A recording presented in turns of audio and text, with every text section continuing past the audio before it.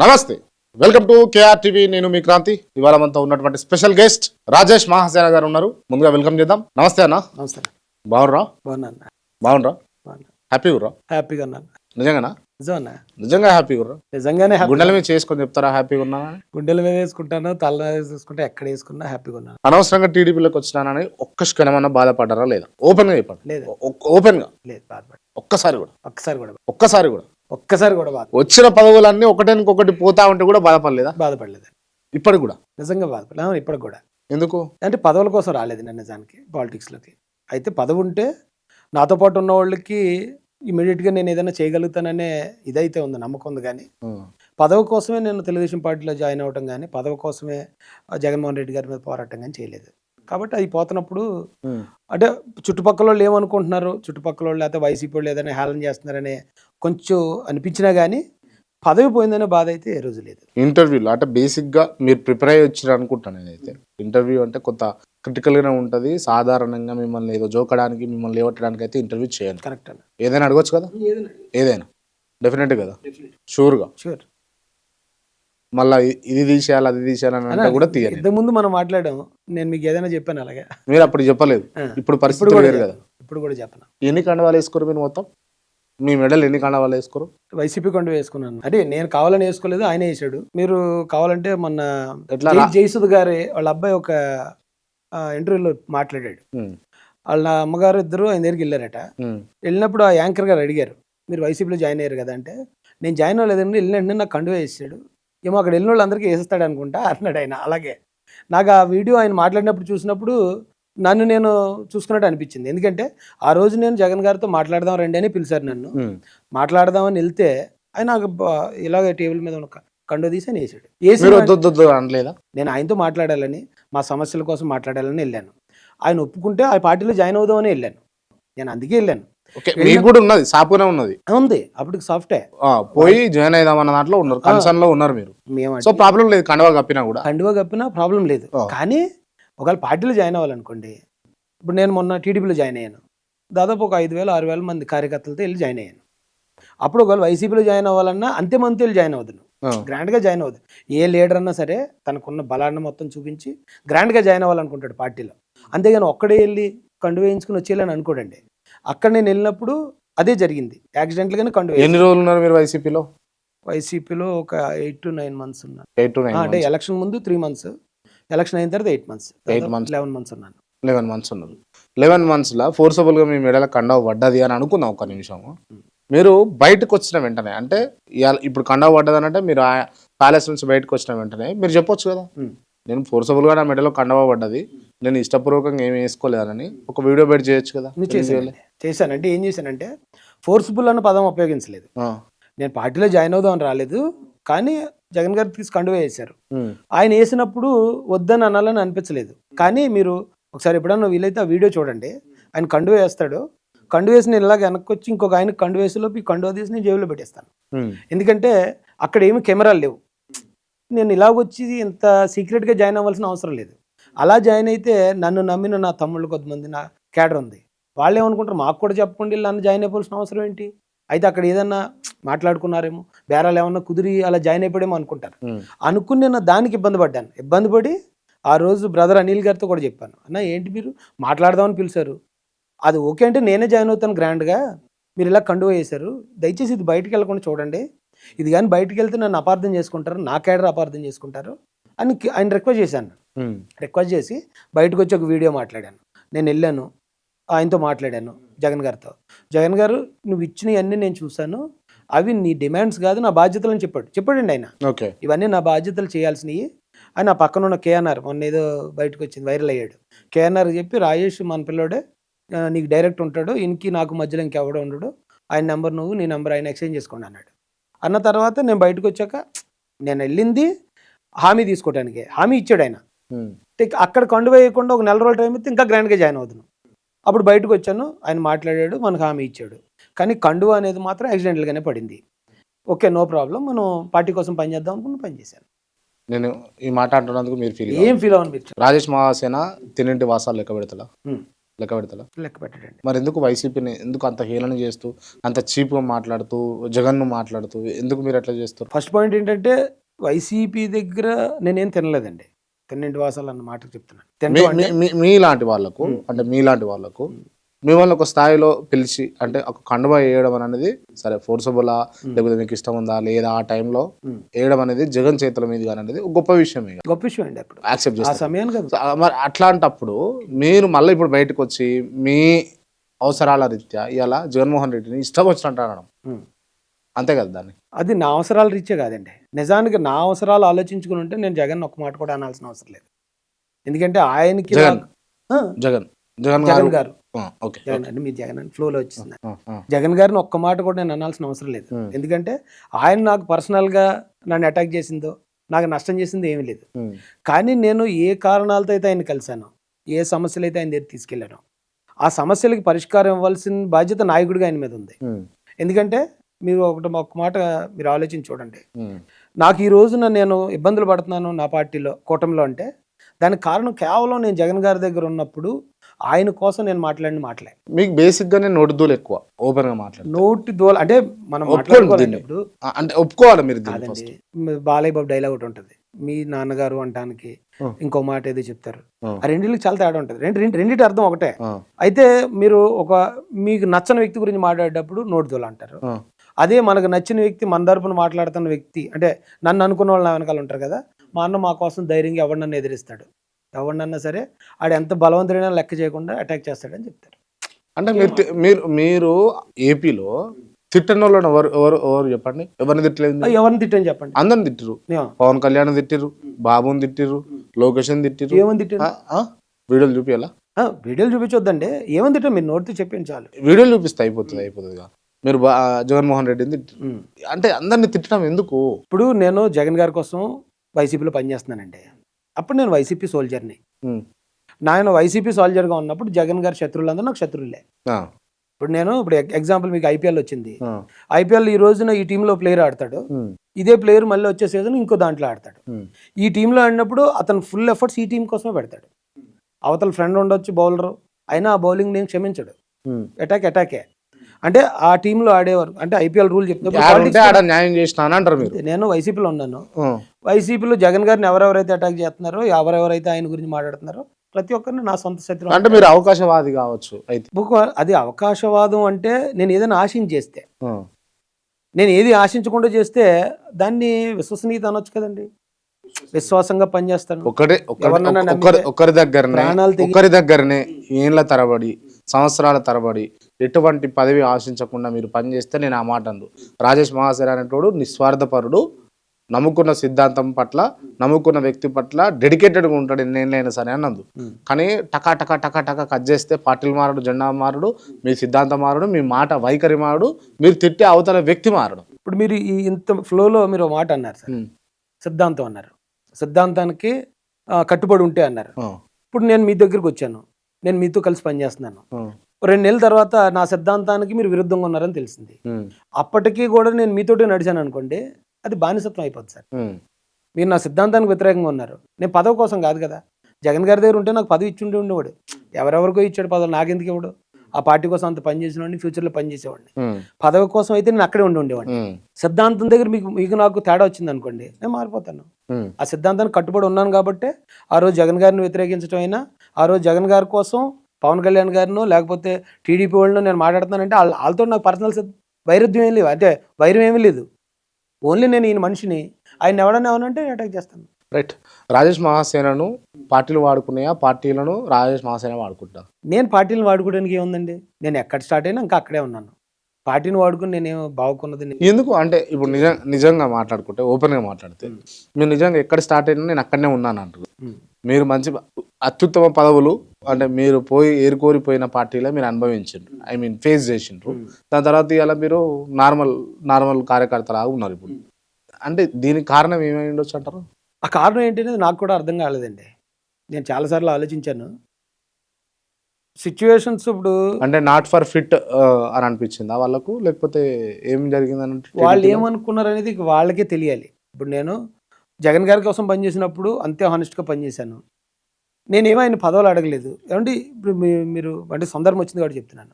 జగన్ గారి దగ్గరికి నేను జాయిన్ అయింది దళిత్ క్రిస్టియన్స్ విషయం మీద జాయిన్ అయ్యాను, బీసీసీ. ఆ బీసీసీ అనే దాని మీద ఏదైనా ఒక డెసిషన్ తీసుకోండి, మేము ఈ పార్టీ కోసం పనిచేస్తామని సోంపేటలో ఆయన్ని పాదయాత్రలో కలిసి అక్కడ నేను రిప్రజెంటేషన్ ఇచ్చానండి. బీసీసీ గురించి మీరు యాక్షన్ తీసుకుని మేము మీకోసం పనిచేస్తాం, నేను తీసుకుంటా అన్నాడు. ఆయన తీసుకుంటా అన్నాడు. తర్వాత కాలంలో అతను అసెంబ్లీ తీర్మానం కూడా చేశాడు. చంద్రబాబు నాయుడు గారు కూడా ఇదే మాట చెప్పాం మేము, ఆయన కూడా అసెంబ్లీ తీర్మానం చేశాడు. కేవలం మా సిద్ధాంతం ఇదిగో మాకున్న ఈ సమస్యలు తీర్చండి అని. ఆ సమస్యలు తీర్చకుండా ఒకవేళ కాలయాపన చేసినా పర్లేదండి, వెయిట్ చేస్తాం. ఇంకా ఏమంటే ఇవాళ కాదు, సరే గవర్నమెంట్ ఏదైనా ప్రెజర్లో ఉంది, నాయకుడు ఏదో బిజీగా ఉన్నాడు అనుకుంటాం. ఆ చేస్తానన్న దానికి వ్యతిరేక దిశలో వెళ్ళారు జగన్ గారు. ఓకే, నేను దళితులకు మేలు చేస్తానని చెప్పిన వ్యక్తి దళితుల పథకాలు రద్దు చేశాడు. దళితులకు రక్షణ కల్పిస్తానన్న వ్యక్తి ఆ పార్టీలోనే ఉండి శవాలను డోర్ డెలివరీ చేస్తుంటే వాళ్ళకి రక్షణ కల్పించాడు. దళితులకి నేను ల్యాండ్స్ ఇస్తాను, ఎస్సీ కార్పొరేషన్ నిధులు పెంచుతానని చెప్పిన వ్యక్తి ఎస్సీ ల్యాండ్స్ని తన జగనన్న ఇళ్ల పథకాల కోసం అసైన్ ల్యాండ్స్ని లాక్కుని దాంట్లో ఇళ్ల స్థలాలు ఇచ్చాడండి. అక్కడ చేబ్రోల్లో ఒక రైతు, తనకి ఎప్పుడో 4 ఎకరాలు తనకు పట్టా ఉంది, పాస్బుక్ ఉంది, అన్నీ ఉన్నాయి.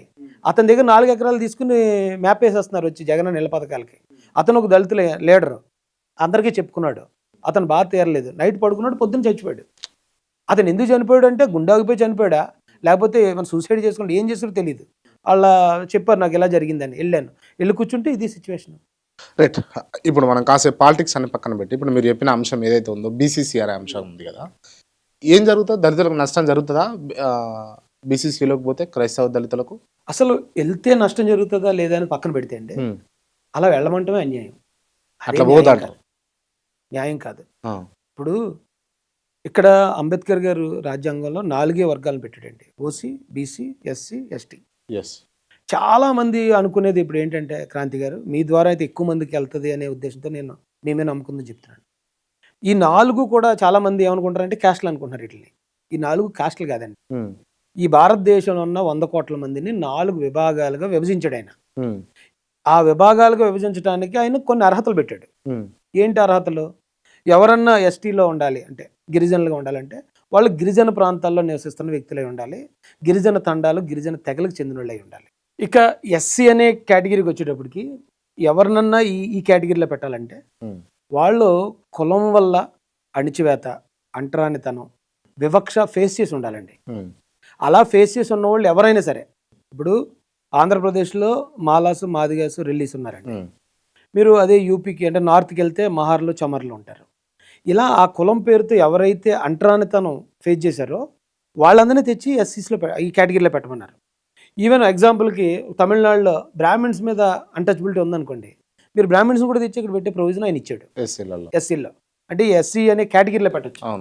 ఇక బీసీ అనే కేటగిరీ ఈ కుల వివక్ష అనుభవించిన వాళ్ళు, గిరిజన ప్రాంతాల్లో లేని వాళ్ళు, ఎవరైతే సామాజికంగా ఆర్థికంగా వెనకబడి ఉన్నారో, కుల వృత్తుల ద్వారా వాళ్ళు కూడా తక్కువగా చూడబడుతున్నారు, వాళ్ళు బీసీ. ఈ 3 వర్గాలకి చెందిన ఉన్నత వర్గం ఎవరైతే ఉన్నారో వాళ్ళే ఓసీసీ. మీకు ఎగ్జాంపుల్ చెప్తాను. దీని ప్రకారం మీరు చేయాలంటే, ఇప్పుడు మనకి రేషన్ కార్డులు 2 రకాలు ఉంటాయి. ఒకటి వైట్ కార్డు, 2 పింక్ కార్డు. మన ఇంట్లో 2 అన్నదమ్ములు ఉన్నాం. మీరు గవర్నమెంట్ ఎంప్లాయీ, మీరు తమ్ముడు గవర్నమెంట్ ఎంప్లాయీ, నేను అన్ననే, నేను వ్యవసాయం చేసి కూలి పని చేసుకుని బ్రతుకుతున్నాను. మీకు వాళ్ళు పింక్ కార్డు ఇస్తారు, నాకు వైట్ కార్డు ఇస్తారు. సేమ్ ఈయన పెట్టిన ఈ కేటగిరీస్ కూడా అంతే. ఒక ఇంట్లో 2 అన్నదమ్ములు ఉండి, ఒక ఆయన పారిశుద్ధ్య కార్మికుడిగా పనిచేస్తున్నాడు, ఆయన మీద అన్టచబిలిటీ ఉంది, ఆయన పట్టుకెళ్ళి మీరు ఎస్సీలో పెట్టచ్చు. వాళ్ళ అన్న ఉన్నాడు, ఆయన గౌరవంగా బ్రతుకుతున్నాడు, ఆయన ఒక కలెక్టర్గానో లేకపోతే ఎక్కడ ఉన్నాడు, ఆయన మీద అన్టచబిలిటీ లేదు, ఆయన తీసుకెళ్ళి మీరు ఓసీలో పెట్టచ్చు. అలాగే వెనకబడిన తరగతుల విషయంలో కానీ లేకపోతే ఇది కానీ, ఇదండి ఆయన పెట్టిన ప్రాసెస్. చాలామంది ఏమంటారు, అంబేద్కర్ కులానికి రిజర్వేషన్ ఇచ్చాడు, కులానికి ఎందుకు, వెనకబాటుకి ఇవ్వాలి కదా, లేకపోతే పేదరికానికి ఇవ్వాలి కదా. ఆయన అదే ఇచ్చాడు. ఈరోజు మీరు ఎగ్జాంపుల్ ఇక్కడ నాకు ఆంధ్రాలో రజక సోదరులు బీసీలో ఉన్నారు, కర్ణాటకకి వెళ్తే ఎస్సీలో ఉంటారు వాళ్ళు. మీకు నార్త్లో యాదవ సోదరులు ఓసీలో ఉంటారు, మనకి ఇక్కడ బీసీలో ఉంటారు. ఎందుకు మరి? ఒకవేళ కులానికి ఇచ్చి ఉంటే రిజర్వేషన్, ఇక యాదవులు ఎక్కడున్నా ఒకే కేటగిరీలో ఉండాలి, ఈ రజకాస్ ఎక్కడున్నా ఒకటే ఉండాలి, వీళ్ళు ఎక్కడున్నా ఒకటి. కానీ అది కాదండి, అసలు మన పరిస్థితిని బట్టి ఆయన ఇచ్చాడు. అయితే కులానికి సంబంధం లేకుండా వివక్షకి ఇచ్చారు ఆయన ఎస్సీలో. ఇప్పుడు ఈ రోజున ఒక ఎస్సీ కాలనీలో ఉన్నాను నేను హిందూగా ఉన్నా నా మీద ఎస్సీవుడనే ముద్ర ఉంది, క్రిస్టియన్ అయినా నా మీద ఎస్సీవుడనే ముద్ర ఉంది. అంటే ఆ వివక్ష, ఆ చిన్న చూపు ఉంది. ఆయన ఇచ్చింది దేనికి? వివక్షకే కదా ఇచ్చాడు. వివక్ష ఉన్నప్పుడు నువ్వు ఏ మతంలో ఉంటే ఏంటి? నీకు ఆ రిజర్వేషన్ ఇవ్వాలి కదా. ఇప్పుడు క్రిస్టియానిటీలోకి పోతే అక్కడ అసమానతలు ఉండవు, కుల తారతమ్యతలు ఉండవు, లేకపోతే ఇంకొక అంశాన్ని అంటే పేద ధనిక అన్న తారతమ్యతలు ఉండవు. ఆ మతంలోకి వెళ్ళిన తర్వాత అందరూ కూడా సమానమే అని క్రిస్టియానిటీ మతం భావిస్తుంది కదా. అందుకోసమే రద్దు అవుతున్నాయి కావచ్చు, ఏమున్నది దాంట్లో. క్రిస్టియానిటీలో అవి ఉన్నాయి అని బైబిల్ చెప్తుంది, అందరూ సమానమే అని. కానీ క్రిస్టియానిటీలోకి వెళ్ళేవాడు నాకు సమానత్వం దొరుకుతుంది అక్కడ, లేకపోతే నాకు కుల వివక్ష ఉండదు అని వెళ్ళండి. ఉంటుందా క్రిస్టియానిటీలో? ఉంటుందా కుల వివక్ష? నేను చెప్పేది ఒకసారి కంప్లీట్ చేయనివ్వండి. వెళ్ళేవాడు ఎవడు నాకు కుల వివక్ష పోవాలి కాబట్టి నేను ఇందులోకి వెళ్తానని వెళ్ళడం. ఆ దేవుడి మీద నమ్మకం ఉంటుంది, అడిగి ఏదో పెద్ద రోగం వస్తుంది, ఆ దేవుడు నమ్ముకుంటే తగ్గిందనే నమ్మకం ఉంటుంది, లేదా ఇంకోటి ఏదో జరిగింది, ఏదన్నా ఒక అద్భుతం జరిగింది అన్నప్పుడే ఎవరైనా, ఇప్పుడు ఒక ఆయన తిరుపతి పోతాడండి, అక్కడ మొక్కుకుంటే మొక్కు జరిగింది అనుకోండి, ఆయన అక్కడి నుంచి ఇంక నాకు తిరుపతి కరెక్ట్ అనుకుంటాడు. దేవుడి మీద నమ్మకం అనేది ఈ అసమానతలు, సమాజం, కులాలు దీనికి సంబంధించింది కాదండి, అది వేరే. అయితే మీరు అన్నట్టు క్రిస్టియానిటీలో అసమానతలు లేవు, కుల వివక్ష లేదు, అందరూ ఒకే జంట నుంచి వచ్చిన వాళ్ళే అని చెప్తారు.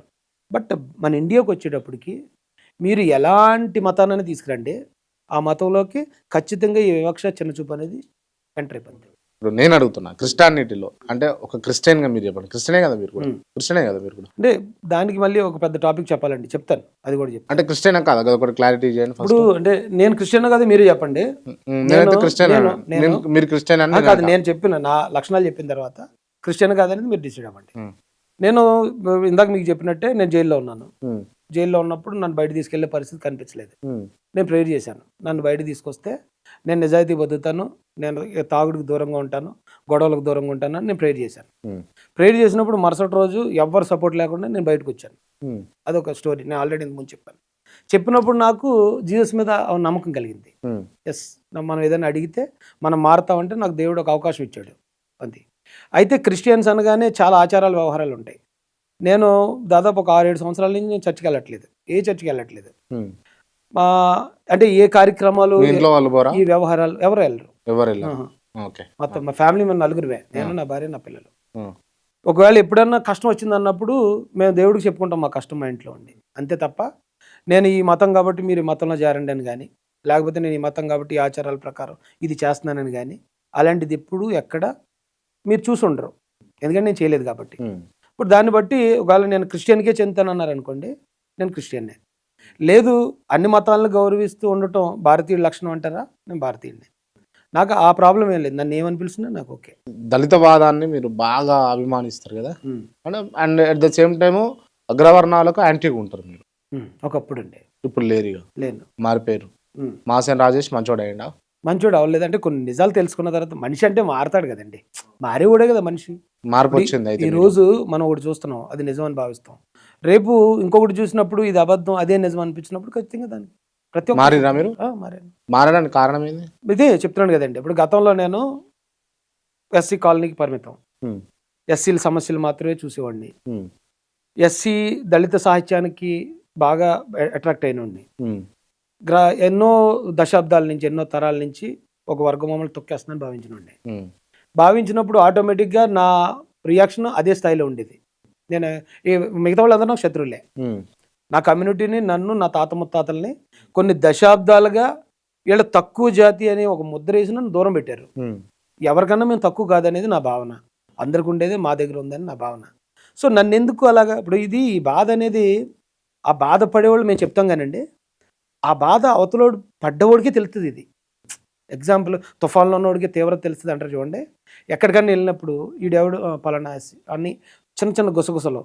ఇప్పుడు ఒకప్పుడైతే మేము మా ఊర్లోనూ లేకపోతే మా గ్రామాల వీధుల్లో వెళ్తున్నప్పుడు కూడా మా మీద చూపించే ఆ హేళన నవ్వులు, ఏదైనా ఒక మంచి డ్రెస్ వేసుకున్నా ఏడు ఆడరా పలానా వాడరా బాగుందిరా డ్రెస్, ఇలాంటి మాటలు స్కూల్లో ఉన్నప్పుడు ఈ చిన్న చిన్నయే, కానీ అవి చాలా బలంగా తాకెత్తాయండి మనసుకి. అసలు ఎవడు చేసిన తప్పు ఇది? అయితే ఇదంతా వీళ్ళే చేశారు, వీళ్ళే మమ్మల్ని ఎలా తీసుకొచ్చారు కాబట్టి నాకు వీళ్ళందరూ శత్రువులు కాబట్టి ఇక నేను అదే అటాక్ చేశాను. ఓకే, అలాగే మాట్లాడాను. అలాగే మాట్లాడిన తర్వాత కాలానుగుణంగా మా సమస్యలు తీరాలంటే రాజకీయ అధికారం తప్ప మరొకటి లేదు. మేము అంత ధర్నాలు చేసినా, రాస్తారోకలు చేసినా జరిగే పనులు కాదు, జరగట్లేదు. సో అవును, ఎందుకు మన బలాన్ని ఒక పార్టీకి ఇచ్చి పార్టీ బలంతో మనం ఎందుకు మన జాతిని డెవలప్ చేయకూడదని ఒక ప్రయత్నం చేశాను. ఇది ఎంతోమంది ప్రయత్నించిందే, నేనేం ఫస్ట్ వన్ కాదు. నా ప్రయత్నం నా పరిధిలో నేను చేశాను. చేసినప్పుడు ఇదే అగ్రవర్ణాలు అనబడుతున్న వాళ్ళని క్లోజ్గా నేను అబ్జర్వ్ చేశాను. వాళ్ళ మాటల ద్వారా, వాళ్ళ ప్రవర్తన ద్వారా గతంలో కూడా ఇదే దళితుల్ని పైకి తీసుకురావడానికి ఎంతమంది పోరాడారు అగ్రవర్ణాల నుంచే, ఎంతమంది వాళ్ళ ఆస్తులు దానాలు చేశారు, ఎంతమంది దళిత పిల్లలు చదివించడానికి ఎంతమంది కృషి చేశారు అనేది అక్కడికి వెళ్ళిన తర్వాత తెలిసింది నాకు. ఓకే, నా యాంగిల్లో నా చోట ఉన్నప్పుడు నాకు తెలియలేదు. ఓకే, తెలిసినప్పుడు అవును కరెక్టే కదా, అప్పుడు అందరినీ మనం ఎందుకు అనాలి? ఎవడైతే మన మీద ఇప్పుడు ఒక గ్రామంలో ఒకడు నన్ను కులవకు చూపించాడు, ఆ గ్రామంలో ఉన్న మిగతా వాళ్ళందరూ ఏం పాపం చేశారు? కాబట్టి నేను అతన్నే టార్గెట్ చేయాలి తప్ప టోటల్ కులాన్ని కాదనేది మార్చు. ఈ బీసీసీ గురించి కంప్లీట్ చేయండి. అంటే క్రిస్టియానిటీ దళితులకు ఖచ్చితంగా బీసీసీ ఉంటే ఇబ్బంది అని అంటారు, అంతేనా మీరు ఫైనల్గా చెప్పేది? అంటే రాజ్యాంగం ఇచ్చిన హక్కు దూరం చేస్తే, ఎవరికి దూరం చేసినా అది రాంగే అండి. ఓకే, దానివల్ల వచ్చే ఇబ్బందులు ఏంది అసలు మెయిన్గా? ఆంధ్రాలో ఒక సెన్సేషనల్ కేసు జరిగింది అప్పుడు. రామచంద్రపురంలో తోట త్రిమూర్తులు అనే ఒక నాయకుడు అక్కడున్న ఒక 3 యువకులు, దళిత యువకుల్ని రోడ్డు మీద ఈడ్చి కొట్టించి శిరోమండం చేయించాడు పబ్లిక్లో అందరూ చూస్తుండగా. దేశవ్యాప్తంగా సంచలనం అయింది ఆ కేసు. ఆ కేసుకి 21 సంవత్సరాల పాటు దానికి జడ్జిమెంట్ రాకుండా అడ్డుకోగలిగారు. దానికి కారణం ఏంటంటే ఆ 3 బాధితులు ఎవరైతే ఉన్నారో వాళ్ళు ఎస్సీలు కాదు, వాళ్ళు క్రిస్టియన్స్ అని వీళ్ళు కోర్టులో చెప్పించేవారు. కోర్టులో చెప్పిస్తే కోర్టు ఏమంటుంది, నువ్వు పోయి ఎస్సీ సర్టిఫికేట్ తెచ్చుకో, అట్రాసిటీ కేసు పెట్టావు కాబట్టి ఎస్సీ సర్టిఫికేట్ తెచ్చుకుంటుంది. ఆయన ఎంఆర్ఓ దగ్గరికి వెళ్తే ఈయన పెద్ద పొలిటికల్ లీడర్, ఏ పార్టీ అధికారులు ఉంటే ఆ పార్టీలో ఉంటాడు. ఆయన ఉన్నప్పుడు ఆయన ఏం చేసేవాడు, ఎంఆర్ఓ క్రిస్టియన్స్ ఎలా ఇస్తారా అంటే వాళ్ళు సర్టిఫికేట్ ఇష్యూ చేసేవారు. ఆ సర్టిఫికేట్ ఇష్యూ అవ్వకపోవడం వల్ల 21 సంవత్సరాలు బాధితులు కూడా చచ్చిపోయారు అండి, సాక్షులు కూడా చచ్చిపోయారు. 21 సంవత్సరాల తర్వాత కూటమి గవర్నమెంట్ వచ్చిన తర్వాత వాళ్ళకి ఎస్సీ సర్టిఫికేట్ ఇష్యూ అయింది. ఎస్సీ సర్టిఫికేట్ ఇష్యూ అయిన తర్వాత ఆయనకి శిక్ష పడింది. శిక్ష చాలా నామినల్గా పడింది. ఈ రోజున ఎస్సీ ఎస్టీ కేసులు, తప్పుడు కేసులు పెట్టేస్తున్నారు, వేధించేస్తున్నారని చెప్తున్నారండి. అంత సెన్సేషనల్ కేసుకి నెలలు పడింది అంతే ఆయనకి. దానికి 21 సంవత్సరాలు పట్టింది. దానికి కారణం ఏంటండి, ఆయన కొట్టేటప్పుడు ఆడు దళితుడనే కొట్టారు, శిరోమండం చేసేటప్పుడు ఆడు ఎస్సీ ఓడనే చేశారు. కానీ ఆడు న్యాయం అడిగే దగ్గరికి వచ్చేటప్పటికి ఆడు ఎస్సీ కాదు, ఆడు క్రిస్టియన్ అంటే ఆడికి న్యాయం దొరకకుండా పోయింది. మా అన్న మా తమ్ముడు, మరి అది ఎంత అన్యాయం సార్ అది క్రాంతి. అంటే ఇప్పుడు అందరు చెప్పేది ఏంటి అని అంటే, ఇప్పుడు నేను దళిత క్రిస్టియన్ అనుకోండి, నాకు బీసీసీ సర్టిఫికేట్ కావాలంటే నేను అడగాల, నాకు బీసీసీ సర్టిఫికేట్ కావాలా అని నేను అడిగితేనే నాకు ఇస్తారట, లేని ఏడలు నాకు ఇయ్యరట కదా, దానివల్ల ఉపయోగం? అలా ఏం కాదండి. ఇప్పుడు మీరంటే నాకు గట్టదు, మీరు నిజంగానే దళిత క్రిస్టియన్ అండి, మీ పని మీరు చేసుకుంటూ మీరు ఏదో పొద్దున్న పనికి వెళ్ళిపోయి సాయంత్రం వచ్చి మీ మీరు బ్రతుకుతుంటే నాకు అబ్జెక్షన్ లేదండి. మీరు రేపు నాకు కాంపిటీషన్ వచ్చారనుకోండి, నేను ఒక ఎమ్మెల్యేని అనుకోండి, మీరు నాకు ఎమ్మెల్యేగా కంటెస్ట్ చేస్తారన్నారు, నాకు ఎదురుగా వస్తున్నప్పుడు ఈయన ఎస్సీ కాదు, ఈయన క్రిస్టియన్ అని నేను కంప్లైంట్ ఇస్తాను. అప్పుడు మీ అవకాశం మీరు కోల్పోతారు. లేదు మీరు బాగా చదువుకుని ఒక ఐఐటీలో మీరు సీట్ తెచ్చుకున్నారు, లేదా సివిల్స్ టాపర్గా వచ్చారు, వచ్చిన తర్వాత మీరు అది రిజర్వ్లో వస్తుంది కాబట్టి మీరు ఎస్సీ కాదని నేను కంప్లైంట్ ఇస్తే మీ లైఫ్ మీరు కోల్పోతారు. మీకు టాలెంట్ ఉంది అంటే సుమోటోగా ఇట్లా తీసుకొని చేసుకోవచ్చు. సుమోటోగా అనేది ఎంతవరకు అవకాశం నాకు తెలియదు, కానీ ఇబ్బంది పెట్టాలనుకున్నప్పుడు మాత్రం ఖచ్చితంగా ఇబ్బంది పెడుతున్నారు. ఇప్పుడు చాలా మంది రిజర్వ్డ్ కాన్స్టిట్యున్సీలలో, ఈవెన్ దో తెలంగాణలో కూడా కొన్ని కాన్స్టిట్యున్సీలలో క్రిస్టియన్ దళితులు ఉన్నారు ఎమ్మెల్యేలు, మరి వాళ్ళ పరిస్థితి ఏంటి? ఇక్కడే కదా, ఆంధ్రాలో కూడా ఉన్నారు. ఇప్పుడు క్రిస్టియన్ బ్యాక్గ్రౌండ్ అనేది ఇప్పటికిప్పుడు వచ్చింది కాదు, తాతలో తల్లిదండ్రులు అలా నేర్పించారు. నేర్పించిన తర్వాత అది ఏంటి, దానివల్ల మాకు శిక్ష పడుతుంది, మాకు రాజ్యాంగంలో కత్తి దీని మీద పెట్టారు, మేము అర్హత ఉన్నా సరే అవకాశాలకు దూరం అయిపోతాం అనేది చాలా మంది తెలియదండి. తెలీదు. మరి పార్టీలు కూడా ఇప్పుడు ఒకరిని ఎమ్మెల్యే అభ్యర్థిగా తీసుకోవాలి, ఆయన మతం ఏంటి చూసి తీసుకోవాలంటే సరైన అభ్యర్థి వాళ్ళకు కూడా దొరకడు, కాబట్టి వాళ్ళు పెట్టేసుకుంటారు, అది నడిసద్ది. ఎవరో ఒకరు అబ్జెక్షన్ పెట్టి అది కావాలని పలానా చట్టం ఉంది కాబట్టి ఈయనకి ఇది వర్తించదని దాని మీద 2-3 నెలలు గట్టి గుసం పని చేస్తే దిగిపోవాల్సిందే. చట్టం మరి అక్కడ ఉంది కాబట్టి మాక్సిమం అలా జరుగుతుంది. ఎందుకంటే మొన్న చింతాడ ఆనంద్ అని అతనికి అదే జరిగింది. ఓకే, అంటే మీరు ఏమంటారు, మీ వాదన ఏంది ఈ విషయంలో? అది అన్యాయం అంటానండి, అది అన్యాయం. అది అయితే ఇది అన్యాయం అనేది పొలిటికల్ లీడర్స్ పరిపాలకులే చేయాలి. కాకపోతే ఇంతమంది హిందువులు అది అన్యాయం, మీరు దొంగతనం చేస్తున్నారు, మీరు రిజర్వేషన్లు దొబ్బేస్తున్నారు, మీరు తప్పుడుగా చెప్పుకుంటున్నారు, మీరు ఇది చేస్తున్నారని మాట్లాడుతున్నారు. అయితే వాళ్ళకి తెలీదా, ఒకవేళ తెలిసేలా చెప్పేవాళ్ళు లేరా? ఇప్పుడు మేము మా కష్టం చెప్పుకోవాలండి. ఇప్పుడు జనరల్గా ఎస్సీస్లో ఉండేది ఏంటి, ఒక ఆవేశం, పౌరుషం. ఎవరన్నా ఏదైనా అంటే అన్నీ తిరిగి తిట్టడం, తిరిగి మేము పోరాటం చేస్తాం అంటమే. కానీ వాళ్ళకి అర్థమయ్యేలా చెప్పి, ఏమండి ఇది మాకు అన్యాయం జరుగుతుంది, ఎవరికీ లేనిది మాకే జరుగుతుంది ఈ అన్యాయం అని వీళ్ళందరికీ కన్వే చేస్తే ఈ సమూహం కూడా మాకు సపోర్ట్ చేస్తుందని ఒక ఆశ ఉంది సార్ నాకు. జరిగేది అన్యాయం అని కనుక వాళ్ళకి చెప్తే వాళ్ళు అర్థం చేసుకుంటారు. ఇప్పుడు కూటమి అంటే అందులో BJP and Janasena and TDP ఉంది. మీరు టీడీపీలో ఉన్నారు కదా, మరి మీరు చెప్పొచ్చు కదా అధిష్టానానికి, మరి ఈ విధంగా ఎస్సీలకు అన్యాయం జరుగుతూ ఉంది, మరి దీన్ని తీసేయాలని చెప్పొచ్చు కదా మీరు. నేను ఆల్రెడీ చెప్పానండి, గతంలో కూడా చంద్రబాబు నాయుడు గారు ఇది అన్యాయం అనే ఆయన అసెంబ్లీ తీర్మానం చేశారు. జగన్ గారు కూడా ఇది అన్యాయం అని అసెంబ్లీ తీర్మానం చేశారు. ఇక్కడ కేసీఆర్ గారు కూడా ఇది అన్యాయం అని అసెంబ్లీ తీర్మానం చేశారు. పివి నరసింహారావు గారు కూడా పార్లమెంట్లో బిల్లు మూవ్ చేశారండి, ఇది అన్యాయం అనే, ప్రధానమంత్రిగా ఉన్నప్పుడే. పొలిటికల్ పార్టీలు అన్నీ ఇది అన్యాయం అని చెప్తుంది. కానీ మరి ఎందుకో దీన్ని న్యాయం చేసే దిశగా ముందుకు అడుగులు పడవు. సమాజంలో టీడీపీ కూడా ఉంది ఏమండి, అందులో టీడీపీ కూడా ఉంది. టీడీపీ పాత్ర దీనిలో నామమాత్రమే, ఎందుకంటే ఇది కేంద్ర ప్రభుత్వం నుంచి చేయాల్సింది. టీడీపీ తన బాధ్యత తను నిర్వర్తించేసింది. ఇప్పుడు మోడీ గారికి బాబు గారు చెప్తే పెద్ద విషయం, ఇది పెద్ద విషయం అంటే పెద్ద విషయం కాదండి ఇది, ఆయన చేయాలనుకుంటేనే. అయితే ఇక్కడ కూడా కొన్ని కమ్యూనిటీలు కొన్ని పార్టీలు కానీ ముద్ర వేయబడ్డాయి సార్. ఆ కమ్యూనిటీ అది మన పార్టీ కాదు అనే ఫీల్డ్లో పొలిటికల్ లీడర్స్ ఉన్నారు. ఇప్పుడు పొలిటికల్ లీడర్స్ ఎలా ఉన్నారు, ఇది మనోడా ఎగెనిస్ట్ పార్టీయా, మన పార్టీయా ప్రతిపక్ష పార్టీయా, ఈ వర్గాలను కూడా పార్టీ కోణంలో చూడటం జరుగుతుంది. ఇది ఇప్పుడు కాదు, ఇది ఒక టీడీపీకో బీజేపీకో మాత్రమే పరిమితం కాదు, అన్ని పార్టీలకు ఉన్నాయి. సో ఆ పార్టీలను కూడా ఒప్పించగలగాలి, మేమే ఒప్పించాలి, మేమే ప్రయత్నం చేసుకోవాలి. బీజేపీ కూడా కొన్ని రాష్ట్రాల్లో మైనారిటీకి ఒకవేళ వ్యతిరేకంగా ఉంది అని అనిపిస్తుంది, కానీ కొన్ని ఈశాన్య రాష్ట్రాలకు వెళ్ళేటప్పటికి మైనారిటీల కంటే క్రిస్టియన్స్కి అనుకూలంగా ఎన్నో సవరణలు తీసుకొస్తుంది. కాబట్టి ఆ పార్టీలని ప్రసన్నం అధికారులు ఎవరుంటే వాళ్ళని మెప్పించగలిగి వాళ్ళని ప్రసన్నం చేసుకోగలిగితేనే ప్రజా సమస్యలు తీరుతాయి సార్. ఇప్పుడు రోడ్ల మీద ధర్నాలు రాస్తారోకోల కాలం కాదు ఇది. కోర్టుల్లో కూడా న్యాయం ఎక్కడి వరకు జరగాలి, ఎక్కడి వరకు జరుగుతుంది అనేది చాలామంది చూస్తున్నారు. ఇది రాజ్యాంగం నుంచి రావాల్సింది. ఈవెన్ మనం సుప్రీంకోర్టుకి వెళ్తే సుప్రీంకోర్టు ఇది న్యాయం, ఇది అన్యాయం అని చెప్పడానికి లేదు.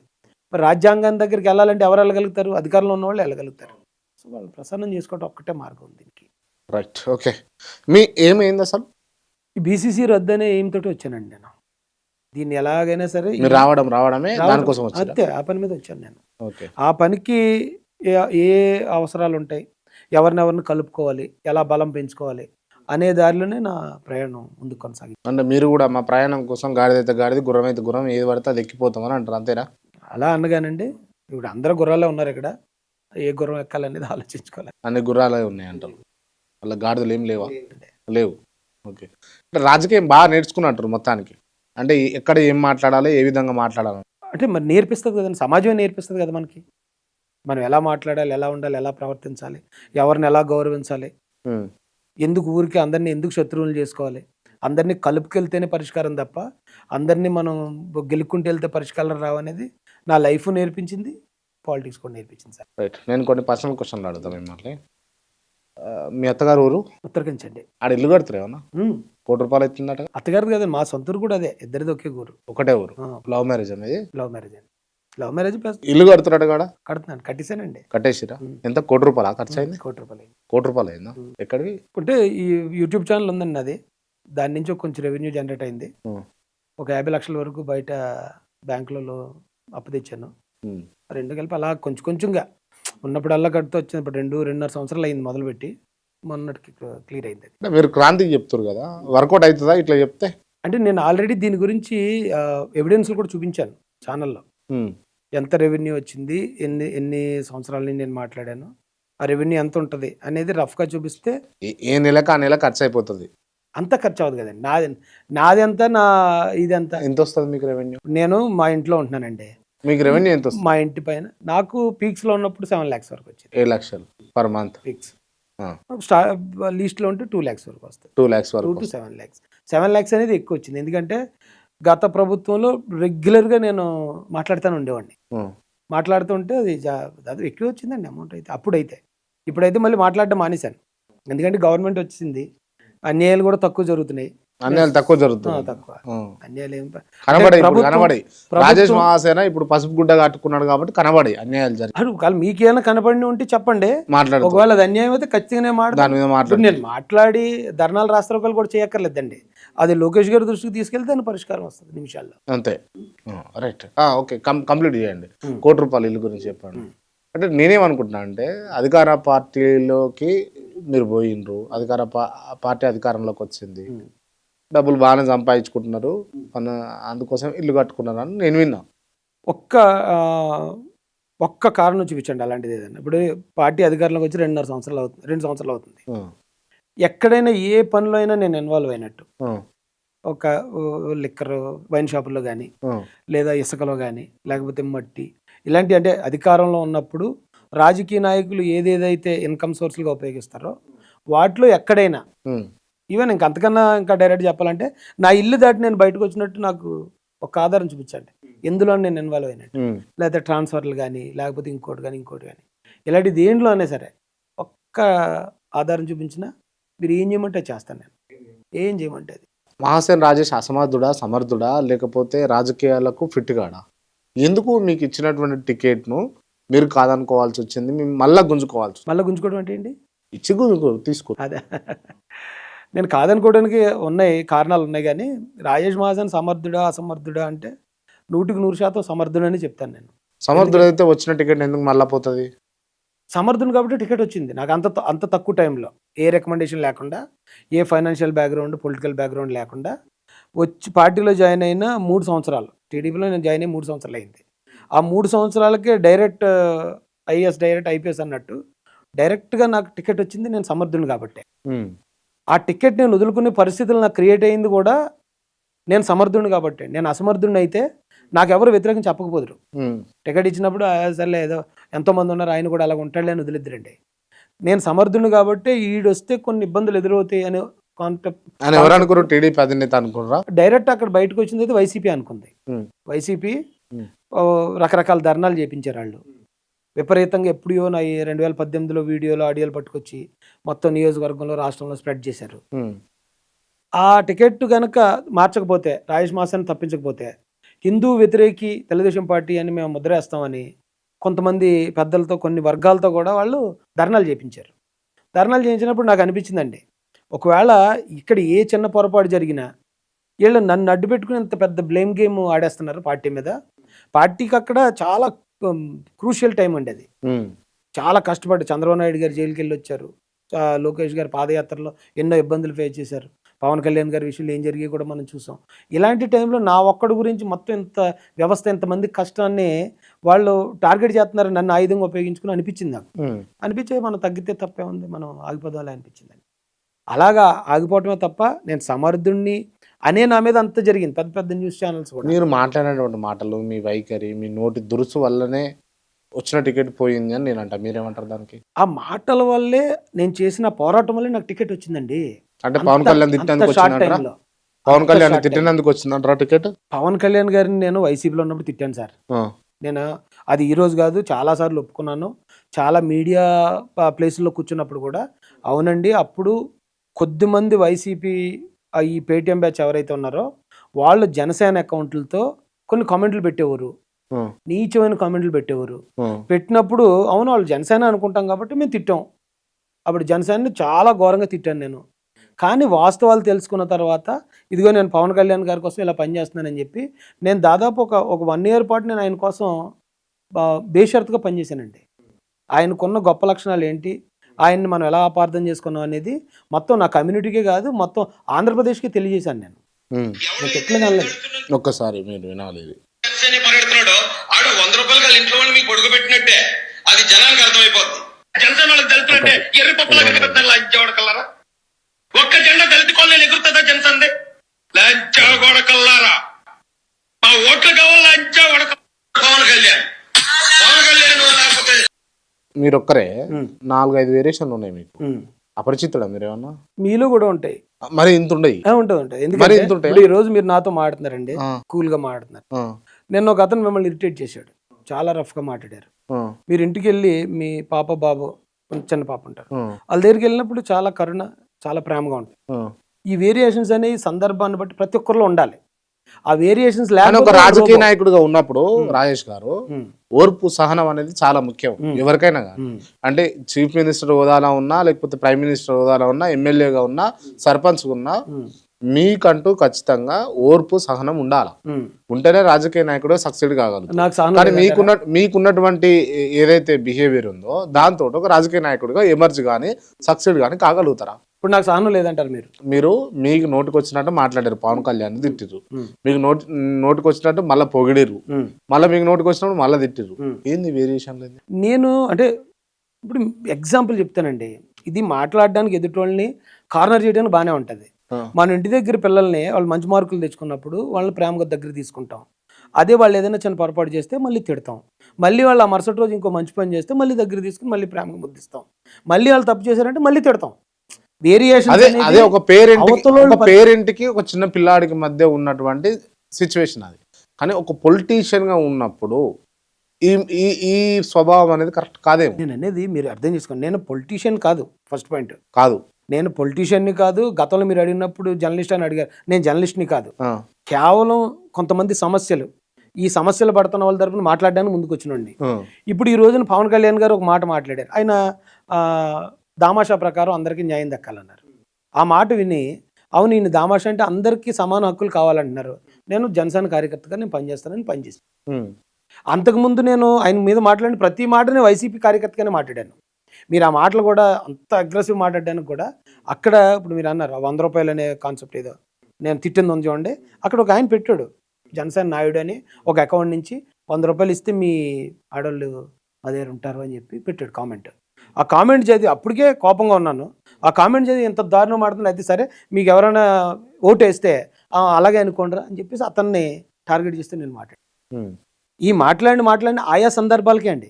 ఇప్పుడు మీరు నాతో అరగంట నుంచి మాట్లాడుతున్నారు, నేను అగ్రెసివ్గా మాట్లాడానా లేకపోతే ఆలోచించి మాట్లాడానని మీకు అర్థం అవుతుంది. ఎందుకంటే నేను మీలాంటి ఒక జర్నలిస్ట్తో మాట్లాడినప్పుడు మిమ్మల్ని గౌరవించే మాట్లాడతాను, లేదు ఒక నాయకుడితో మాట్లాడేటప్పుడు ఆయన దగ్గర అణిగిమణిగే ఉంటాను, లేదు ఎవరైనా ఒక తప్పు పని చేసినప్పుడు ఒకటి మాకు నచ్చని పని మాకు వ్యతిరేకంగా ఆటోమేటిక్గా అయిపోతారు కదండి. ఎవరైనా ఎవరితోటైనా అలాగే ఉంటాను నేను. ఇప్పుడు మీరు అన్న వేరియేషన్స్, ఇప్పుడు ఎవరో మీరున్నారండి, నాకు బాధ కలిగించే మాట మాట్లాడారు, నేను మిమ్మల్ని ఏం అనలేదు. అదే మీ స్టాఫ్ ఎవరో ఒక ఆయన వచ్చారు, బాధ కలిగించే మాట మాట్లాడారు, ఆయన మీద నేను రివర్స్ అయిపోయాను అనుకోండి. ఏంటి నీ వేరియేషన్స్? ఆ పెద్దోళ్ళు అయితే నువ్వేం మాట్లాడవా, అదే బలహీనుడి మీద ఏదో మాట్లాడతావా, ఏంటి వేరియేషన్స్ అనాలి మీరు.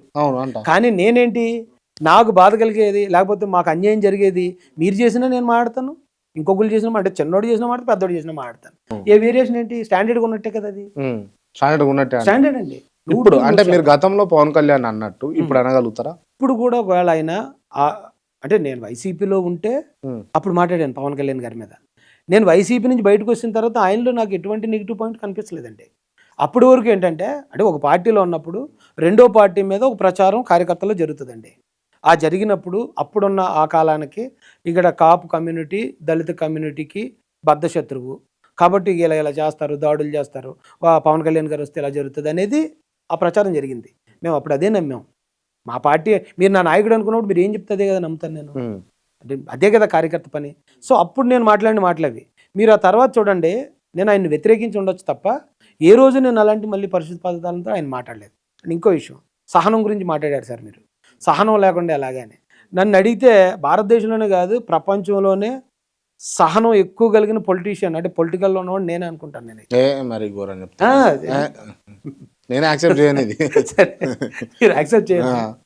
అయితే నేను చెప్తాను మీకు, దానికి కొన్ని కారణాలు చెప్తాను. నేను తెలుగుదేశం పార్టీలో జాయిన్ అయ్యాను సార్. జాయిన్ అయిన తర్వాత వరుసగా నాకు ఒక 4-5 పదవులు, స్టేట్ పదవులు వచ్చాయి. అది ఆ పదవులు ఏంటి, దానికి ఉన్న వాల్యూ ఏంటి, దానికి ఉన్న గౌరవం ఏంటి కూడా నాకు తెలియదు. నిజానికి చెప్తున్నాను. నేను చేసే పని చేసుకుంటూ వెళ్ళిపోతాను. నేను జగన్ గారి మీద ఆయన చేసే పొరపాట్లు ఏమన్నాయి, గవర్నమెంట్ వైఫల్యాలు ఏమన్నాయి, నేను అదే పని చేసుకుంటూ వెళ్తున్నాను. ఈ అనౌన్స్మెంట్లు నాకు 4-5 పదవులు అనౌన్స్ చేశారు. నేను ఊహించకుండానే చంద్రబాబు నాయుడు గారు వచ్చి ఎమ్మెల్యే టికెట్ కూడా అనౌన్స్ చేశారు.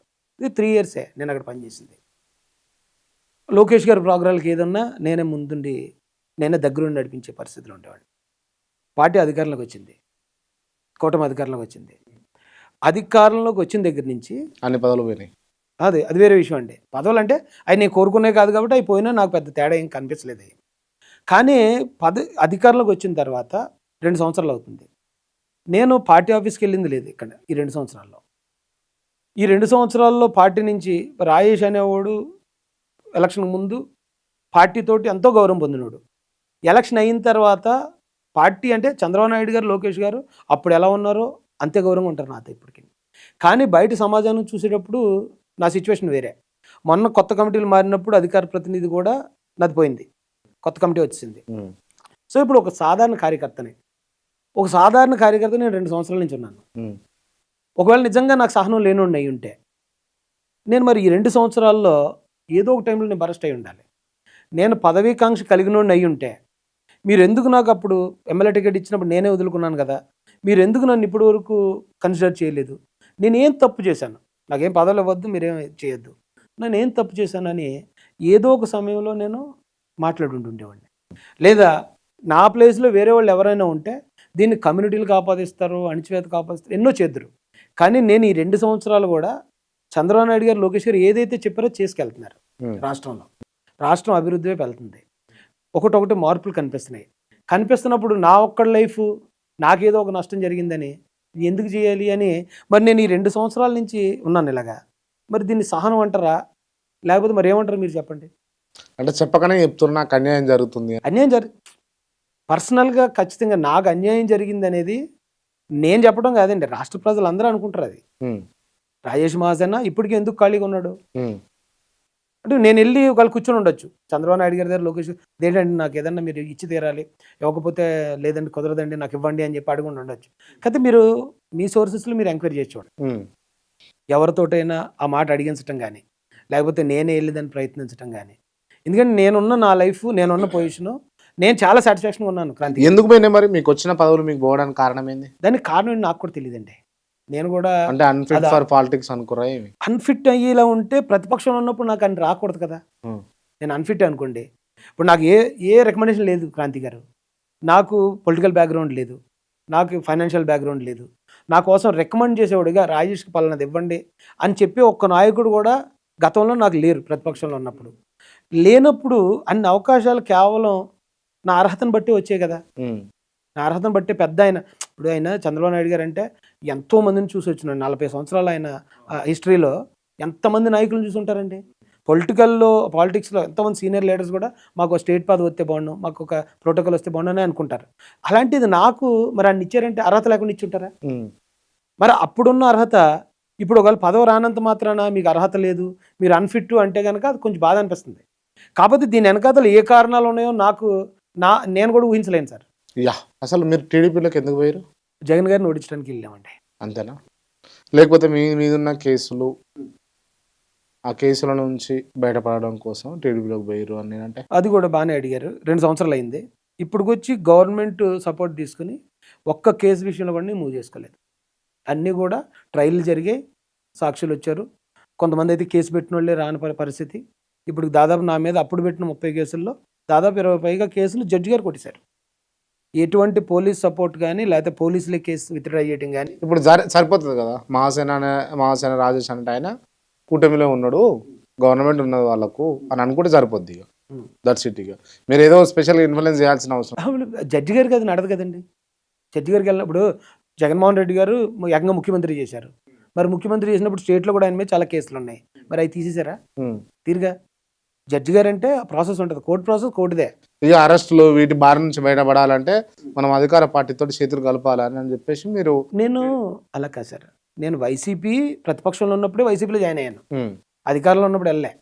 నేను టీడీపీ కూడా ప్రతిపక్షంలో ఉన్నప్పుడు అది చాలా దారుణమైన పరిస్థితుల్లో ఉంది. టీడీపీ అంటే కేసులు అరెస్టులు జరుగుతున్న పరిస్థితి సార్ అది ఆ టైం 2023 అంటే. అలాంటి టైంలోనే నేను టీడీపీలో జాయిన్ అయ్యాను. నేను ఒకవేళ జనరల్గా పొలిటీషియన్ అయి ఉంటే ఈ పార్టీలో ఉండి అధికారం పోయినంటే వేరే పార్టీలోకి వెళ్తారేమో. నేను ప్రతిపక్షంలో ఉన్నప్పుడే 2 పార్టీల్లో పనిచేశాను. మీరు ఎన్ని కండువాలు అన్నారు చూడండి, ఒక కండువ నాకు తెలియకుండా పడ్డది, 2 తెలుగుదేశం కండువా పడ్డది నాకు, అంతే తప్ప. అయితే 2 పార్టీలు 3 పార్టీలు 4 పార్టీలు మారేవాళ్ళు ఎంతోమంది లీడర్స్ ఉండొచ్చు. కానీ నాలాంటి వాడిని సెంట్రిక్గా చేసుకుని పార్టీలు మారాడు, పార్టీలని వాడుకున్నాడు, లేకపోతే పార్టీలు మాట్లాడితే తిరిగేస్తా ఉంటాడు అనేది, అంటే ఏదో ఒక బ్లేము వెయ్యాలి మనిషి మీద, వ్యక్తిత్వం మీద అనేది తప్ప. లేకపోతే పార్టీలు మారిన నాయకులు ఎవరైనా ఉన్నారా సార్ ఇప్పుడున్న సమకాలీన పాలిటిక్స్లో? ఇప్పుడు వైసీపీలో పనిచేశాను, టీడీపీలోకి వచ్చాను. అంటే ఒక్క పార్టీయే కదా మారింది. అది కూడా జనసేనలో కూడా పోవాలని ట్రై చేశాను కానీ వెళ్ళలేదు కదా. నేను కండువా వేసుకోలేదు, నన్ను పార్టీ జాయిన్ చేసుకోలేదు.